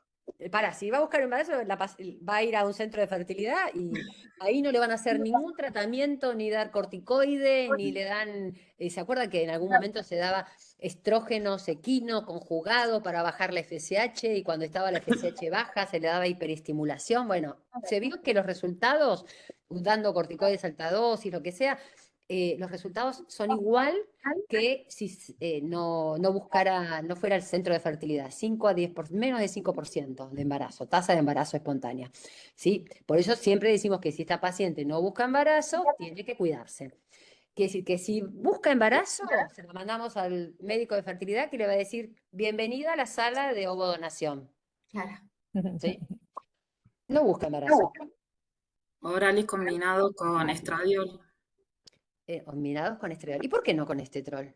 Qué mala soy. Y todavía no No se debe- sabe el efecto en hueso, el Claro, beneficio en el primero, hueso. todos sabemos, ¿no? Nos están vendiendo el estetrol como el mejor estrógeno, el más natural, ¿no? Es cierto, sí, tiene esos 4 grupos hidroxilos que lo hacen de menor potencia, cuanto más hidroxilo tiene, mejor. Pero ¿y nos alcanza para el hueso? ¿Nos alcanza para reemplazarla? Entonces, yo ahora les diría, no. Si a mí me dicen lo mismo que la menorrea hipotalámica funcional, si me dan estetrol, no, mi amor, yo quiero un estrógeno natural reemplazando, quiere decir que voy a tratar de darle un estradiol. Cuando haya suficiente evidencia de que este estetrol sirve, entonces sí. Y las guías lo aclaran, como que, bueno, hay que darle terapia, es decir, tratamiento, no es tratamiento hormonal menopáusico, es un verdadero tratamiento sustitutivo, ¿sí? Y por eso le damos estradiol. Y Gladys, con el estradiol de los anticonceptivos, que creo que es 1.5, ¿le alcanza? ¿No Le llega a 2 alcanza. miligramos? Sí, Ok. con 1.5 le alcanza. ¿Sí? ¿Qué es lo que vamos a darle habitualmente? Como decía Noelia, ¿qué es lo que tenemos fácilmente al alcance? Supongo que vos agarrás, das vuelta y te los dan gratis, entonces tenés asegurado que le vas a dar este tratamiento. ¿Hasta qué edad, chicas? Chicos, perdón. ¿Hasta qué edad? 50. Exacto. 50. Hasta la edad de la menopausia. Después vemos. Cuando lleguemos a ese río veremos cómo lo cruzamos, pero por ahora hasta los 50 años, que es la edad normal de la menopausia, ¿sí? Lo de Sí. hacer en rango extendido o suplementar con estradiol en el intervalo libre de hormonas, algo así. Me eso se hace. me encantó tu pregunta, Azul. Les voy a contar lo que dice, no sé si en la guía, en algún lado lo leí. Algunos que dicen que cuando vos le das estrógeno, es decir, le das el anticonceptivo, vos tenés 24 y 4 días de nada. Entonces, haciendo la cuenta, dicen que es más de un mes, no sé cuánto tiempo, que la paciente está carente de estradiol. Entonces, lo que se sugiere es que no le des los 4 días de estrógeno libre. ¿Qué quiero decir? Que termina las 24 pastillas activas y al día siguiente empieza a dar una nueva caja. ¿Sí? ¿Me siguen? Entonces, ese sería el esquema ideal. Aprovecho para contarte, algunas pacientes con IOP que tienen muchos calores, tal vez se quedan cortas con, como habías preguntado vos recién, Marina, con ese 1.5 y clínicamente te dicen, yo tengo calor. Bueno, vos podés agregarle a ese anticonceptivo medio comprimido es decir, de cualquier Proginova, lo que tengas de estradiol, ¿sí? Entonces ya vas a tener un poquitito más de estradiol diario y se lo da siempre. Pero lo que preguntaste vos, Azul, Gladys. es muy interesante y es cierto. Las guías dicen que trata de que tenga la menor cantidad de carencia estrogénica. Y Sí, una pregunta, si no fuera esta paciente y fuera una paciente que es tabaquista, o sea, muy tabaquista, o tuviera hipertensión o alguna otra cosa que contraindica el anticonceptivo, le das estradiol transdérmico. Está buena la pregunta, porque el estradiol transdérmico Cuando vos le das por vía oral, obviamente al pasaje por hígado aumenta la presión arterial, aumenta el angiotensinógeno, es procoagulante, bla, bla, bla. Entonces le das estradiol transdérmico. Ahí sí vas a hacer una terapia hormonal. Perdón. Vas a hacer una terapia, pero le tenés que dar progestágenos para proteger el endometrio. Entonces, probablemente le diga, ¿y qué tal si te pones un dispositivo que libera levonorgestrel?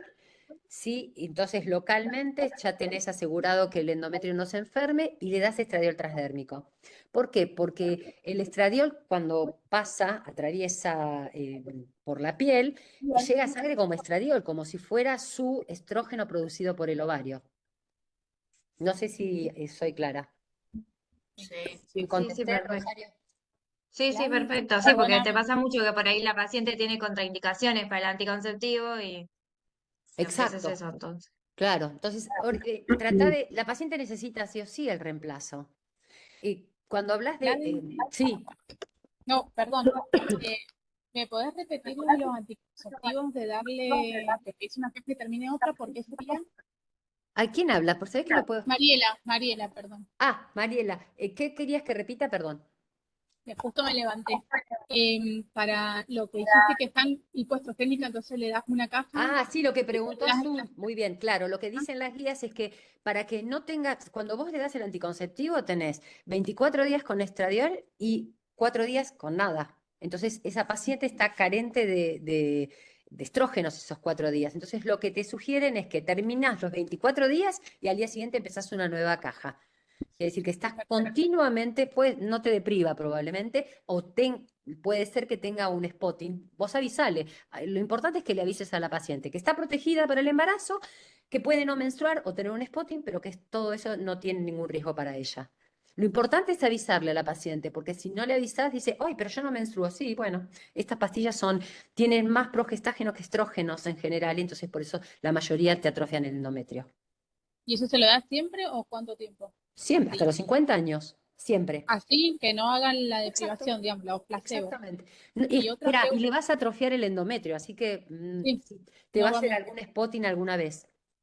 Bien, y otra pregunta era en base a lo que preguntó la compañera en tabaquismo. Cuando tienen migraña, ¿también es mejor el estrógeno transdérmico?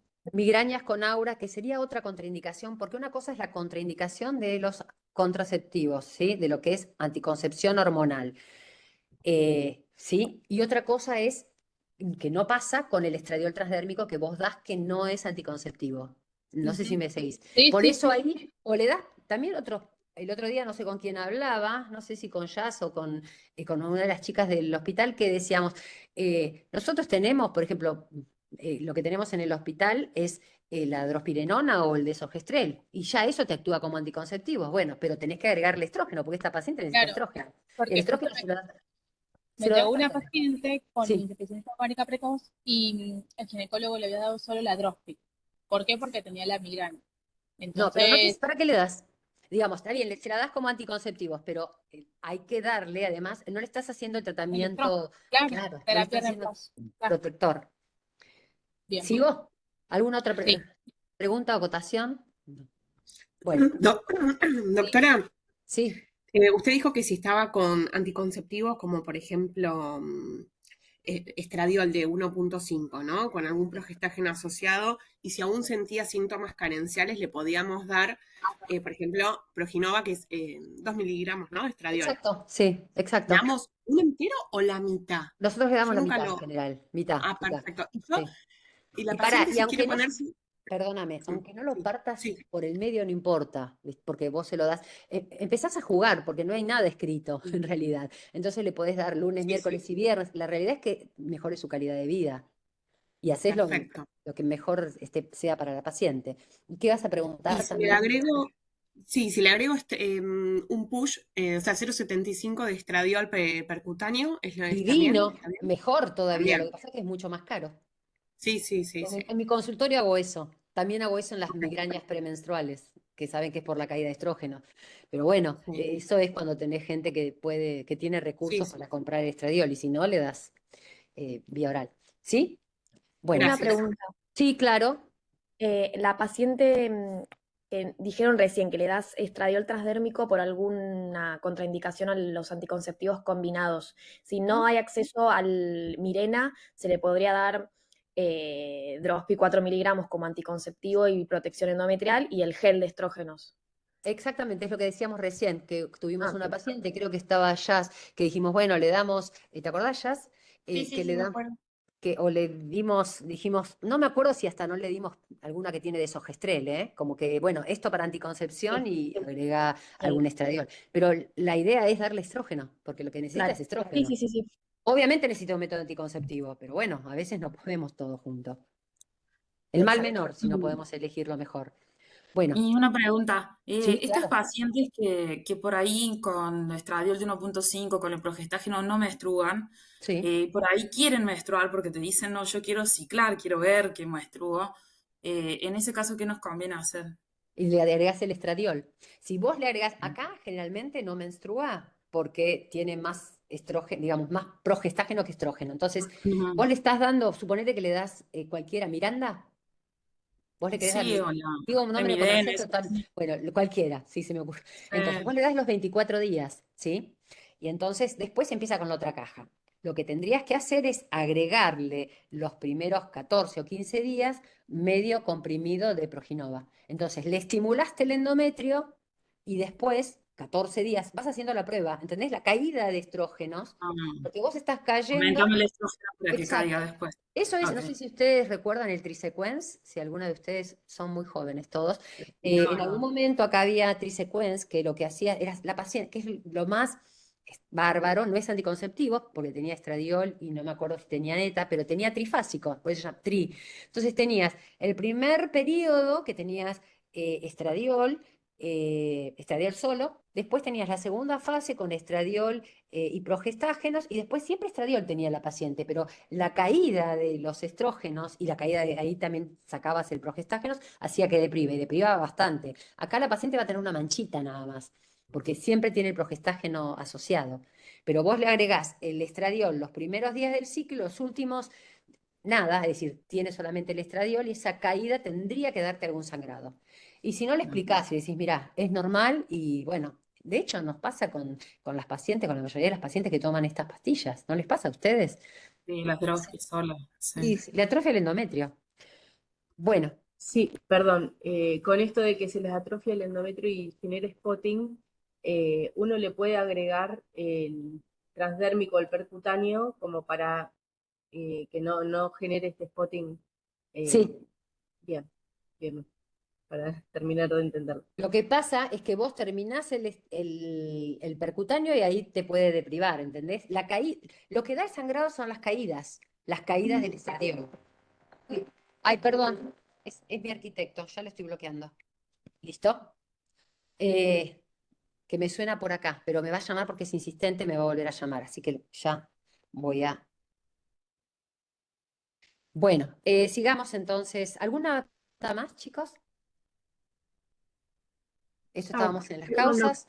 Para redondear, entonces muchas veces nos vamos a encontrar en la situación de que no hay medios para... Escucha muy mal.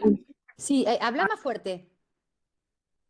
Perdón, que muchas veces por ahí tenemos que empezar un tratamiento sin encontrar la causa verdadera del IOP. Obvio, es lo que pasa mucho, claro, tal cual. Bueno, esto es, yo esta clase se las mando, es decir, los subo y si quieren se los puedo mandar por PDF. Yo no sé si no hay que preguntar al resto de los que mandaron la clase autorización. Yo creo que no, pero bueno. Bueno, esto es lo que dijimos antes, creo que ya me fui para atrás, ¿no? Entonces quedó claro acá, chicas, que lo que vamos a hacer es darle, ¿por qué el 4 no? El 4 si la paciente dice, no, yo me voy a cuidar bien con preservativo y prefiero estrógenos en algún tratamiento natural. ¿Me siguen? Sí. Claro. Ok. Esto es lo que sabemos con el IOP, que el 5 o 10% tienen posibilidad de embarazarse espontáneamente y que si se embaraza generalmente es durante la terapia hormonal, es decir, que no usan un método anticonceptivo. 25% pueden tener ovulación espontánea Y 50% de estas mujeres IOP jóvenes, obviamente las que no son quirúrgicas, ¿no? Conservan folículos y pueden presentar ciclos intermitentes. Entonces, lo que decíamos antes, si desea concebir, ovodonación, ¿por qué? Porque ningún tratamiento demostró mejorar las tasas de fertilidad. Y tenemos que acordarnos que la terapia hormonal menopáusica no es un método contraceptivo. Y si no desea concebir, como dijimos antes, anticoncepción hormonal combinada, oral, o tratamiento con estrógeno, como dijimos antes. Fíjense, un DIU que tenga levonorgestrel o POPs, es decir, anticonceptivos con drospirenona o con desorgestrel, y le agregamos el estrógeno, idealmente transdérmico. ¿Por qué? ¿Por qué es importante tratar a estas mujeres con IOP? Porque saben que la caída del déficit estrogénico a largo plazo le va a dar no solamente alteraciones cognitivas, emocionales, también da, ¡ay, una mosquita! Osteoporosis y mayor riesgo de enfermedad cardiovascular. Voy a pasar a otra paciente, díganme si tienen alguna duda. Sí, puedo preguntar algo más a los endocrinólogos, así aprovecho. Sí, yo también de paso, así aprendo. En este grupo de pacientes de 38, 40 años que tienen un IOP, en la densitometría lo que se fijan en el T-score o en el Z-score, porque son pacientes jóvenes, posmenopáusicas. ¿Se entiende la pregunta? No a ellos. El Z, miras. El Z, por más de que son pacientes que posmenopáusicas, por así decirlo. O sea, no son jóvenes, pero ya no menstruan. No, pero igual miras el Z. Buena pregunta, El etario de mujeres más jóvenes. El T es el que tendrías que tener a los 50 años. Es decir, ok. Claro. Entonces el Z. Es el Z, bárbaro. Dijiste los endocrinólogos, pues yo no te lo sé de contestar. Además, ya dije que no, se ve que ya entendió que hueso no es mi fuerte. Yo huyo. Gracias. No, chicos, ya los que trabajan conmigo ya saben que huyo con el hueso. Bueno, pasamos a otra paciente, ¿quieren? Esta es otra paciente, ella es más joven, tiene 32 años. Se llega a ver, ¿no? Ahí. Sí. ¿Ven? Bueno, no fuma, Sí, hace actividad física diaria, 2 a 3 horas todos los días. Consulta por una amenorrea secundaria de 4 años de evolución, ¿sí? No refiere a antecedentes clínicos ni quirúrgicos de importancia. Como antecedentes tocoginecológicos tuvo su menarca a los 13 años. Sus ciclos menstruales fueron de 28 días hasta los 27, 28 años, que es decir, hace 4 años que entró en amenorrea, ¿sí? Utilizaba preservativos, nunca embarazó, no tiene antecedentes familiares de tiroidiopatía, de diabetes, ni de cánceres ginecológicos ni mamarios. Y siempre, como les decía antes, ¿no? Preguntar qué pasó en el momento que entró en amenorrea. Es como que es muy importante hacerle tomar conciencia a la paciente para que ella misma sepa por qué se produce esta amenorrea. Y que nos cuenta que a los 28 años es cuando le gustó la actividad física. Cambió la dieta. Y fíjense, tuvo un descenso de peso de 49 a 42 kilos. Quiere decir que bajó 7 kilos y ahí entró en amenorrea. ¿Qué nos pasó cuando la revisábamos y teníamos un índice de masa corporal de 17.8? Frecuencia cardíaca de 58 latidos por minuto? Usted dice por la actividad física, ¿no? La frecuencia cardíaca de deportista. Bueno, les voy a contar que también influye esta amenorrea en esa frecuencia cardíaca baja, lo mismo que en su presión arterial de 90-60. ¿Qué estudios le vamos a pedir? Un perfil hormonal. Ah, qué piola que sos, Yasmín, me encantó. LH estradiol. Sí. FSH, estradiol, prolactina. Exacto, ya sabemos. Me encanta. Pero tiene pinta de hipotalámica funcional, ¿no? Muy bien, muy bien. ¿Se acuerdan? Ay, muy bien. Quiero decir que puedo opinar porque no vi las clases antes. No. Sí, los chicos no vieron las clases. Si bien ya viste que uno sabe cómo trabaja, la idea es así. Las guías en el 2008 decían FSH, TSH y prolactina, ¿sí? Para descartar el hipotiroidismo, para descartar la hiperprolactinemia y la insuficiencia ovárica prematura. Pero nos quedan las dos causas más comunes, que ¿cuáles eran?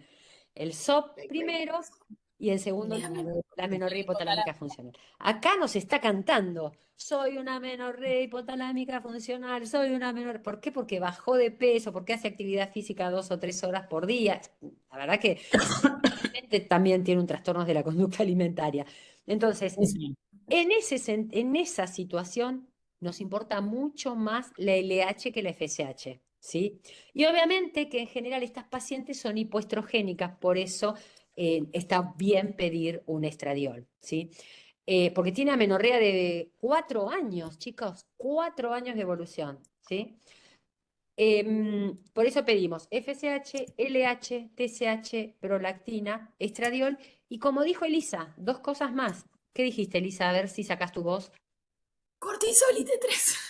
Sí, pobre, qué esfuerzo que estás haciendo, pobre santa. ¿Por qué? Porque son pacientes que en general están hiperestimulados. Todos los ejes suprimidos. Exacto, están excitadas, estimuladas, ¿sí? Es una situación de estrés, ahora lo vamos a ver. Y están suprimidas con su... Ay, ¿qué hice? Cualquier cosa, esperen. Apagaste la cámara. Sí, ya vi. Qué rápida que sos. Ya... Acá estamos. Compartir. Bueno, entonces, como dijimos antes, los voy a aburrir con esto, pero creo que nos va a quedar claro, ¿no? Porque es fácil saber esto. Descartado embarazo, entonces, trae una TSH de 1.1, quiere decir que es normal, una prolactina de 6.6, que es normal, una FSH de 5.1, que uno puede decir es normal, de 5 a 15, digamos, a 20, para hablar de normogonadotrófico, ¿no? Hipogonadotrófico, acuérdense que es cuando es menos de 5 unidades internacionales por litro o 1000 unidades por mililitro. Entonces, acá tenemos, como dijimos antes, las principales causas de amenorrea secundaria. El SOP a la cabeza, la disfunción hipotalámica como segunda causa, la hiperprolactinemia como tercera y lejos está la insuficiencia ovárica prematura y luego el hipotiroidismo. Fíjense, tenemos descartado de embarazo, TSH, prolactina, FSH normal, vimos. Entonces, ¿qué tenemos? Una historia clínica que ya nos está diciendo que esta paciente probablemente tenga una amenorrea hipotalámica funcional y que no tiene signos de hiperandrogenismo, por lo menos no lo refirió. Y también otro parámetro que nos podría estar ayudando para diferenciar las 2 causas más importantes, como dijimos antes, cuando todo esto es normal, del SOP, es la LH y la insulinoresistencia. ¿Cómo está el LH? No en todas, pero en las pacientes que generalmente son delgadas con síndrome ovario poliquístico. Alta. Alta. Acuérdense que se dice que hay 2 grupos de mujeres con síndrome ovario poliquísticos. Las SOP con sobrepeso o obesidad, que son las que presentan insulinoresistencia, y las SOP delgadas, que tienen generalmente insulinosensibilidad, pero tienen LH alta. ¿Se acuerdan que se dice que hay 2 orígenes del SOP? El aumento del LH.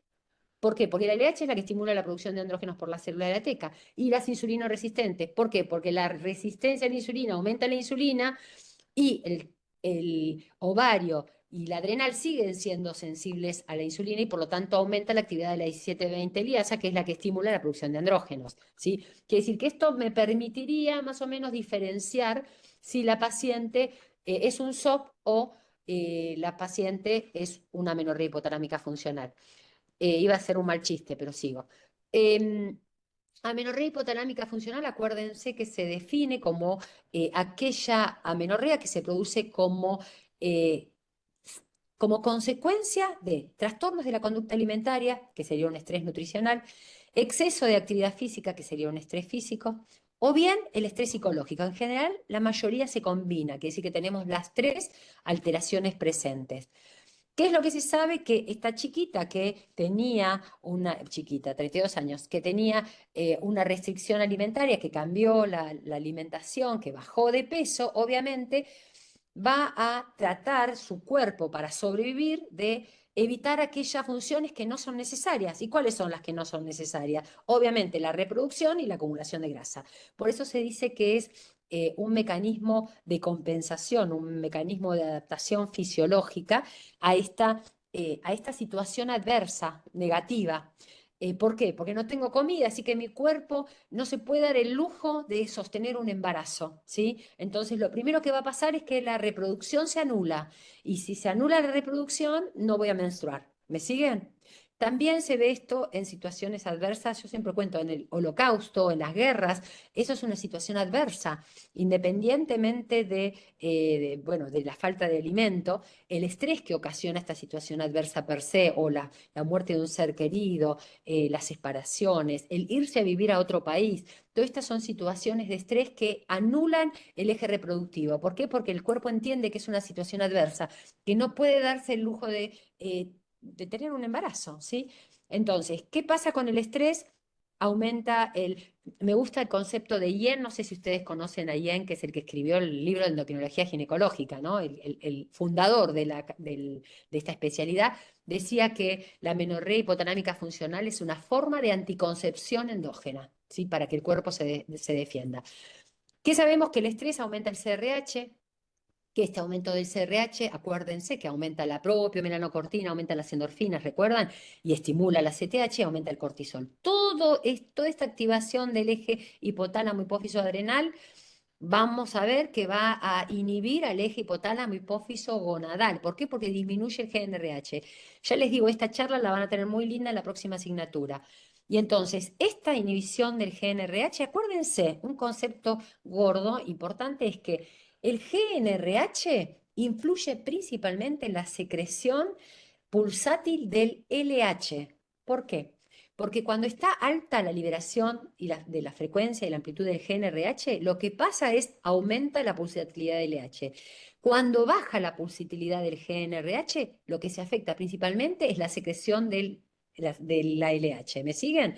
Por eso se dice que en la amenorrea hipotalámica funcional se vuelve al patrón prepuberal. ¿Por qué? Porque la LH es la adultez. La LH aumenta la amplitud de pulso durante la adultez. Entonces, cuando tenemos amenorrea hipotalámica funcional, volvemos a este retorno prepuberal, donde la LH está inhibida. Por eso es importante determinar el LH, porque acá la relación LH-FSH, que en la adulta es de 1, va a ser menor a 1.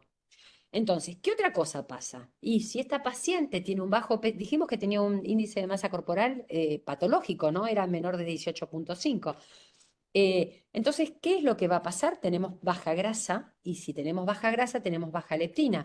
Y si hay baja leptina, hay baja ProTRH, que en general puede asociarse con un bajo TSH, pero también podemos tener TSH normal. Lo que sí se sabe y que está demostrado es que estas chiquitas tienen una disminución de la actividad de esta enzima 5-deshalogenasa, que es la que transforma la T4 en T3, que es la hormona activa. Los endocrinólogos saben mejor que yo que la hormona activa real es la T3. Quiere decir que para que la T4 sea activa tiene que transformarse en T3. Pero como esta deshalogenasa está inhibida en su actividad, entonces lo que va a pasar es una baja T3 con aumento de T3 reversa, pero esto se conoce como síndrome de T3 baja. Quiere decir que clínicamente va a ser un hipotiroideo. ¿Sí? ¿Por qué? Porque vamos a tomarle la frecuencia cardíaca y va a tener 60 o menos latidos por minuto. ¿Es deportista? Sí, también es deportista, pero esto lo vamos a ver en aquellas amenorrea hipotalámica funcional que tampoco son deportistas. ¿Sí? ¿Por qué? Porque es un mecanismo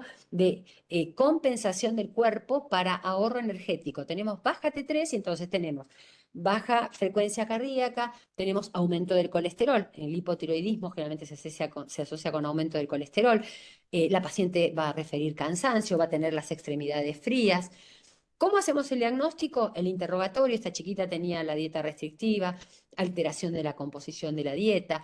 Ojo, porque a veces tenemos un BMI normal totalmente y lo que tenemos es el cambio de la composición de la dieta, o también el cambio de la composición corporal. ¿Por qué? Porque tenemos poca grasa. ¿Se acuerdan que Frisch ya decía hace muchos años que se necesitaba un 17% de grasa para la menarca y un 22% para mantener los ciclos menstruales regulares? Por lo tanto, si la paciente hace tanta actividad física, por más que tenga un BMI normal, puede ser que tenga baja masa grasa que hace que tenga amenorrea.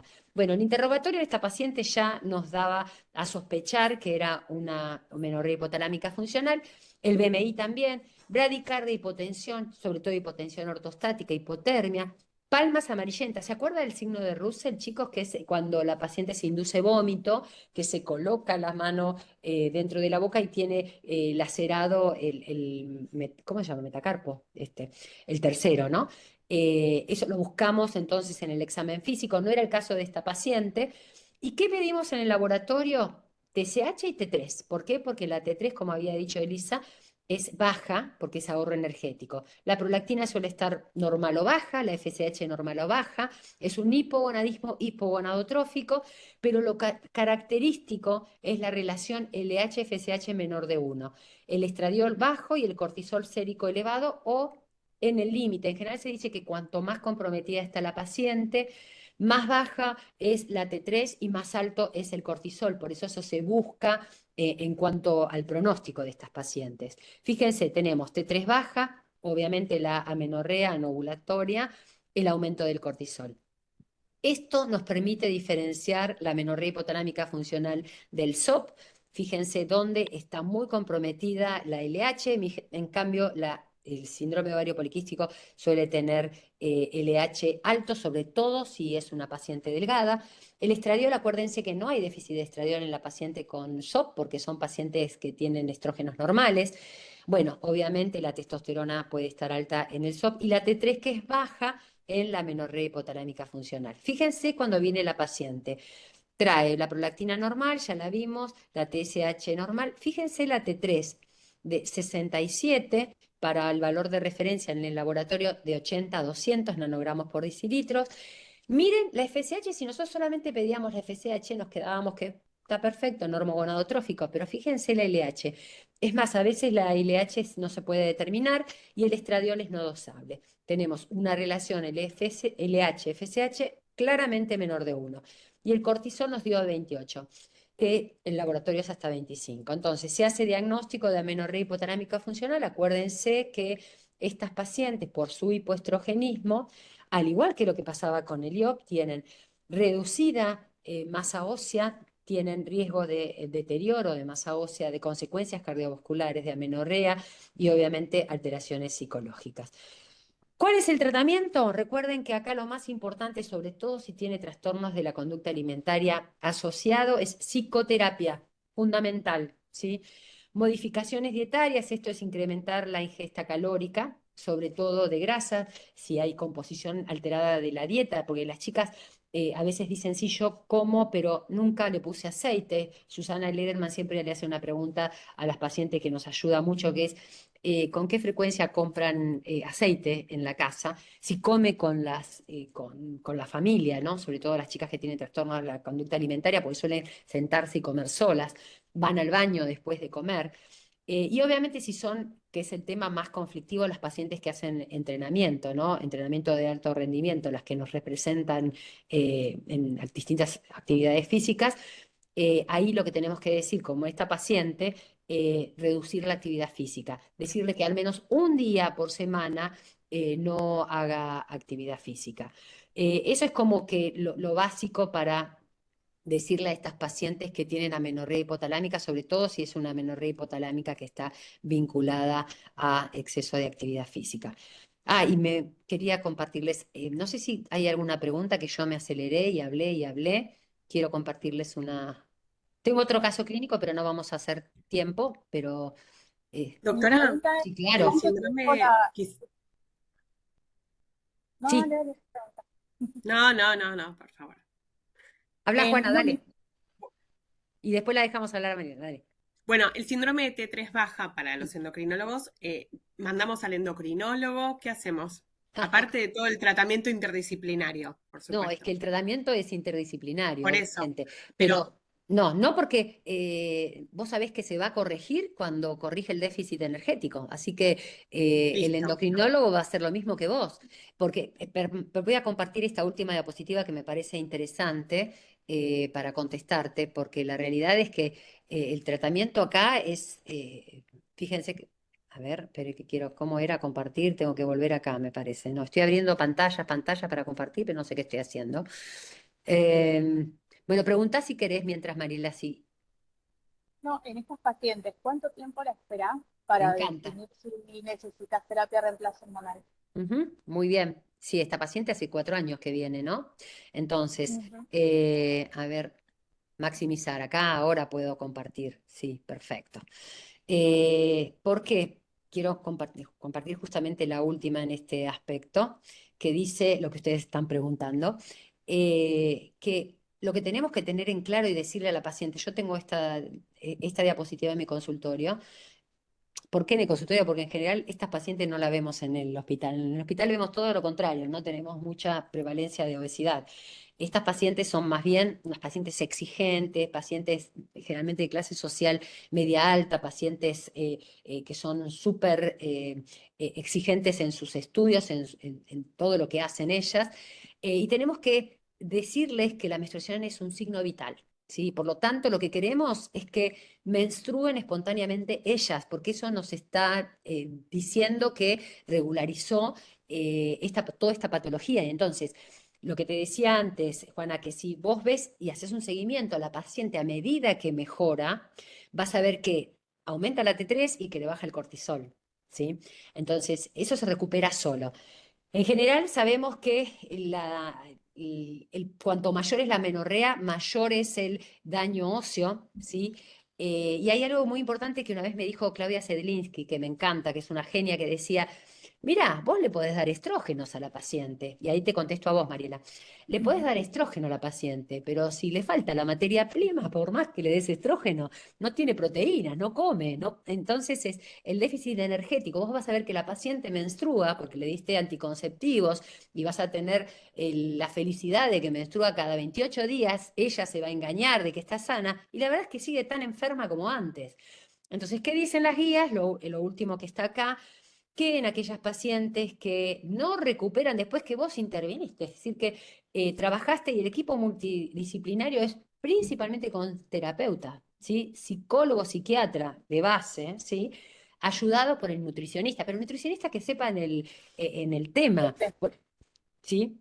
No sé si te contesto, Mariela, lo que me habías preguntado, porque Igual estas pacientes también van a nutricionistas que hacen deportología muchas veces y exacto, porque tenemos nutricionistas. son obsesivos en realidad. ¿Cuál? Tenemos nutricionistas que la boicotean, que le pesan, que le miden la masa magra. No, tenemos que trabajar en equipo. Generalmente hay que trabajar con gente que se dedica a menorrea hipotalámica funcional, porque no es lo mismo la nutricionista que se dedica a obesidad. Esta paciente tiene que estar, todo lo contrario a la paciente con obesidad que tiene que estar controlándose, ella tiene que estar liberada, ¿sí? Liberada de esta exigencia. Bueno, quería mostrarles esta última parte que se sugiere, como vos preguntaste, Mariela, un uso breve de estradiol transdérmico, ¿sí? No más de 6 meses. ¿Por qué? Porque ¿por qué no se sugiere estrógeno oral? Porque ustedes saben que acá lo que más hay que proteger es la masa ósea. Cuando damos estrógeno oral, pasa por hígado este estrógeno, y al pasar por hígado, obviamente cuanto más potente es, mayor el efecto de tener estradiol que el estradiol, más inhibe la IGF-1. Y la IGF-1 es la que actúa sobre el hueso. Entonces nunca, fíjate que las guías no dicen de darle estrógeno oral. El estrógeno es transdérmico. Y progestágenos, obviamente, progestágenos cíclicos. No sé si contesté la pregunta, Mariela. No, había leído que había que esperar, una vez que la paciente ingresa en la intervención con psicólogo, nutricionista y todo, habría que esperar 6 meses de esta intervención para ver si empieza a ciclar. Eso sí, igual. Exacto. 6 meses, Sí. Y ahí podés darle algo de estrógeno y... Exacto. Pero escúchame, anticonceptivos no, porque incluso, no sé, yo No, en la terapia, digo. Exacto, sí. Les voy a contar, una vez me acuerdo que fui a una charla, no sé qué, de anticoncepción y dijeron, sí, porque puede ser para la paciente con amenorrea. No, la paciente que tiene alteraciones y que tiene amenorrea hipotalámica funcional, no le podemos inhibir la menstruación, porque nosotros tenemos que ver, si le querés poner un método, un DIU, tiene que ser un DIU con cobre. ¿Por qué? Porque tenemos que ver su menstruación. Esas son pacientes que le sacás un Mirena, que capaz que antes tenían alguna alteración del ciclo y no te deprivan más. Son las flacas que estuvieron tapadas por esa amenorrea producida por el dispositivo con levonorgestrel. Por eso, ojo, cuando vamos a indicar un método anticonceptivo, veamos qué paciente tenemos enfrente. ¿Me siguen? Claro, pero si la paciente necesita método anticonceptivo, entonces le decís que por el momento use otro método hasta que vuelva la... Me encantan los métodos LARCs. A esa paciente le digo, ponete un DIU de cobre. ¿Entendés? Obviamente que le sugiero un método LARCS, ¿por qué? Porque el método LARCS es el que, digamos, prioriza el mal menor, obviamente. No quiero que se embarace, así que te pongo un DIU. No te pongo el implante, ¿por qué? Porque el implante me va a fingir todos tus ciclos y vas a tener pérdida. No te pongo el Mirena porque vas a tener amenorrea. Te pongo el DIU de cobre porque la menstruación es un signo vital que en vos lo necesito. No sé si te contesto, Si es Rosario. un adolescente que es muy frecuente en la adolescencia de los trastornos de la conducta, ¿también le ofreces un DIU de cobre?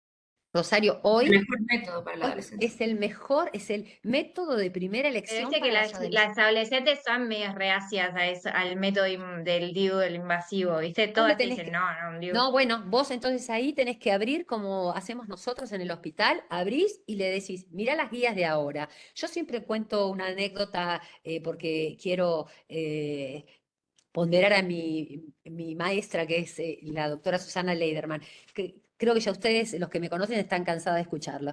Era en los años 1992, 94, 1994, porque yo tenía a mi hija recién nacida, que Susana me manda una paciente, ya lo escucharon esto, ¿no? Una paciente adolescente para ponerse un DIU. Y en ese momento, ustedes saben que en el 2005 fue cuando la OMS aprobó por primera vez el uso de dispositivo intrauterino para nulíparas. ¿Por qué? Porque antes del 2005 se decía que estaba contraindicado en las nulíparas. Entonces, 1994, quiere decir 11 años antes, Susana, que es una genia, que es una visionaria, me dijo, Gladys, ¿podemos ponerle un DIU a esta chiquita? DIU de cobre, ¿no? No existía el levonorgestrel. Y yo digo, doctora, está contraindicado en las chicas que no han tenido hijos.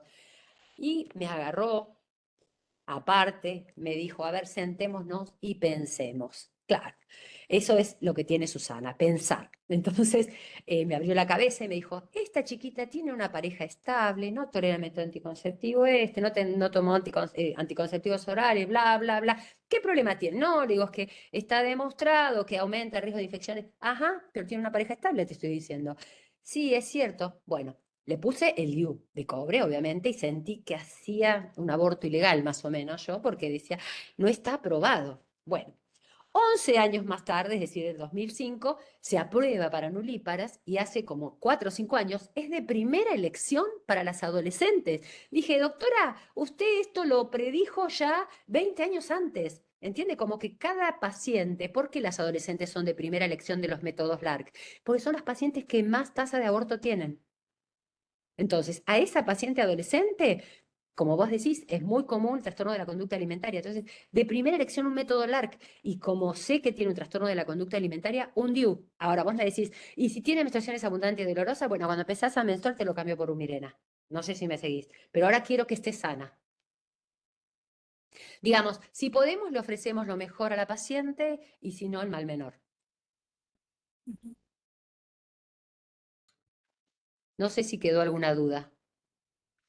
Mira que en Colombia tenemos un fenómeno y es que las pacientes realmente casi no les gustan los dispositivos intrauterinos de cobre, porque por muchos años ha sido asociado con dolor, con sangrados abundantes, bueno, pero hace como 2 o 3 años, no sé si lo mismo está pasando en Argentina, llegaron estos dispositivos que son unas aleaciones con plata, con oro, que tienen unas diferencias de tamaños y entonces están de moda, de oro, de plata, y entonces ya todas las adolescentes se quieren poner estos Son más, dispositivos que son de plata y de oro porque está de moda. Entonces, o porque sea, son fue más. muy chistoso porque nadie quería el de cobre y ahorita que pues se ha puesto de moda, entonces todo el mundo no quiere nada hormonal y van a cita para que les coloquemos alguno de estos. Mira, No sé yo si ya sé está que pasando lo mismo. no, acá no, acá hay de cobre, que yo sepa, no sé si alguien sabe más. Hay un DIU que está en proceso de estudio, no sé, yo recién, me meto los sábados en Rima para buscar artículos y había algo de un DIU nuevo de cobre, así que después se los cuento. Pero sé que está por salir un DIU que tiene un DIU de cobre, porque el tema del DIU de cobre es que da mucho sangrado y está en estudio, no sé si va a salir, un DIU que tiene cobre asociado a un lipristal para disminuir el sangrado. Pero acá solamente tenemos, no sé si alguien sabe si hay otro DIU. Yo en el congreso No. de Amada vi que había un stand con DIU de plata y de plata, pero eran como carísimos. Y lo que me Son los que explicó deben la estar en chica, Colombia. claro, sí, Pero, creo que sí, porque el laboratorio dijo que era colombiano. ah, mira, ajá. Bueno, bienvenido sea. ¿Y qué tiene? Plata, nada más. No, son aleaciones. Todos tienen cobre, pero eso hace que tenga menos cantidad de cobre. Entonces, dura 5 años. El de oro tiene un insertor diferente y tiene tamaños.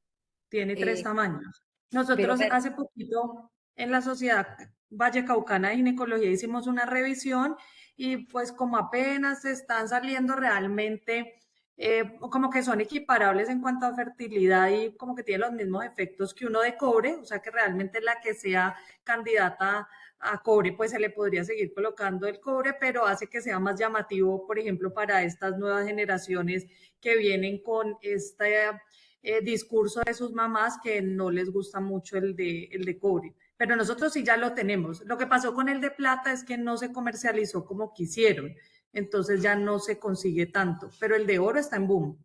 pero perdón, ¿disminuye el sangrado menstrual? Porque la verdad es que si me das la diferencia, porque tiene cobre, perdón, plata o oro, pero sigo con mucho sangrado, por eso el que promete es el que Claro, tiene un ¿cuál es la sistema diferencia además cristal. del tamaño? Claro, Por lo, además de la Supuestamente aleación. sangran menos. Yo lo he colocado, lo que pasa es que la diferencia en precio aquí no es tanta. Claro. Entonces, a la paciente pues le sigue costando realmente en precio, sigue siendo muy parecido. Y los que yo he colocado, con los que coloqué de plata, realmente no fueron muchos, solo alcancé a tener como 5 pacientes, les fue súper bien, pero solo son 5. Y ahorita estamos colocando el de oro y nos ha ido muy bien, sobre todo porque el insertor es muy amigable. Cuando las visite llevo, para que lo Perfecto, conozcan. perfecto. ¿Y el stand que vos viste, Sol, lo comercializaba acá? Sí, había, no me acuerdo el laboratorio porque tiré el folletito que me dio. Cuando me dijo el precio, como que Lo no. tiraste, fue una reacción Sí. violenta. Sí, sí. Ok. Pero Bueno, sí. no me dijo que haya diferencias esta chica. Por ahí es este laboratorio. Yo le pregunté sobre el sangrado y me dijo, no, es igual que el de cobre. Pero bueno, tendría que indagar más. Y no hay muchos estudios, la verdad es que nosotros estuvimos buscando cuando se puso de moda, porque primero saben las pacientes y después uno. Claro. Y entonces llegó el boom y todos los ginecólogos, por ejemplo, de donde yo soy, que es Cali, pasó que se empezó a colocar en otras ciudades y lo Claro. empezaron a promocionar por redes sociales. Entonces primero llegó la paciente a preguntarnos y nosotros realmente pues no los conocíamos. Entonces hicimos la reunión en la Sociedad Vallecaucana y nos dimos cuenta que realmente no tiene muchos estudios, pero eso es lo que está pasando ahorita con las adolescentes. Claro. Bueno, bienvenidos. Y la verdad, si eso va a prevenir los embarazos no deseados, bienvenidos. Creo que, disculpen, creo que el laboratorio, pues yo le saqué foto cuando fui al congreso, es Muy bien. DKT Internacional. DK de kilo, T Internacional. Muy bien, hay que buscarlo. Tengo las fotos, si quieren se las mando al grupo de maestría, pero no Dale. lo puedo llevar, no puedo llevar nada. Bueno, Mandámelo a mí y yo te lo se lo mando a si usted. querés, sí. Sí, sí, sí. Yo los tengo bloqueados, ¿viste? No, Bueno, no, está bien, está bien. chicos, me parece que ya podemos ir a almorzar o desayunar o a la hora que sea. ¿Alguna Muy bien. duda? Bueno, quiero decir que lo encontré y se llama Diu Gold T. Es el que Diu. ponemos nosotros. Volte. Bueno, mandamos Volte. información y después la compartimos. Bueno, Ok, bueno, dejamos de grabar, Jazz, y cerramos. sí, dale. Saludos. Estamos en comunicación, por favor piensen, como dijimos antes, Muchas gracias. el tema de la tesis.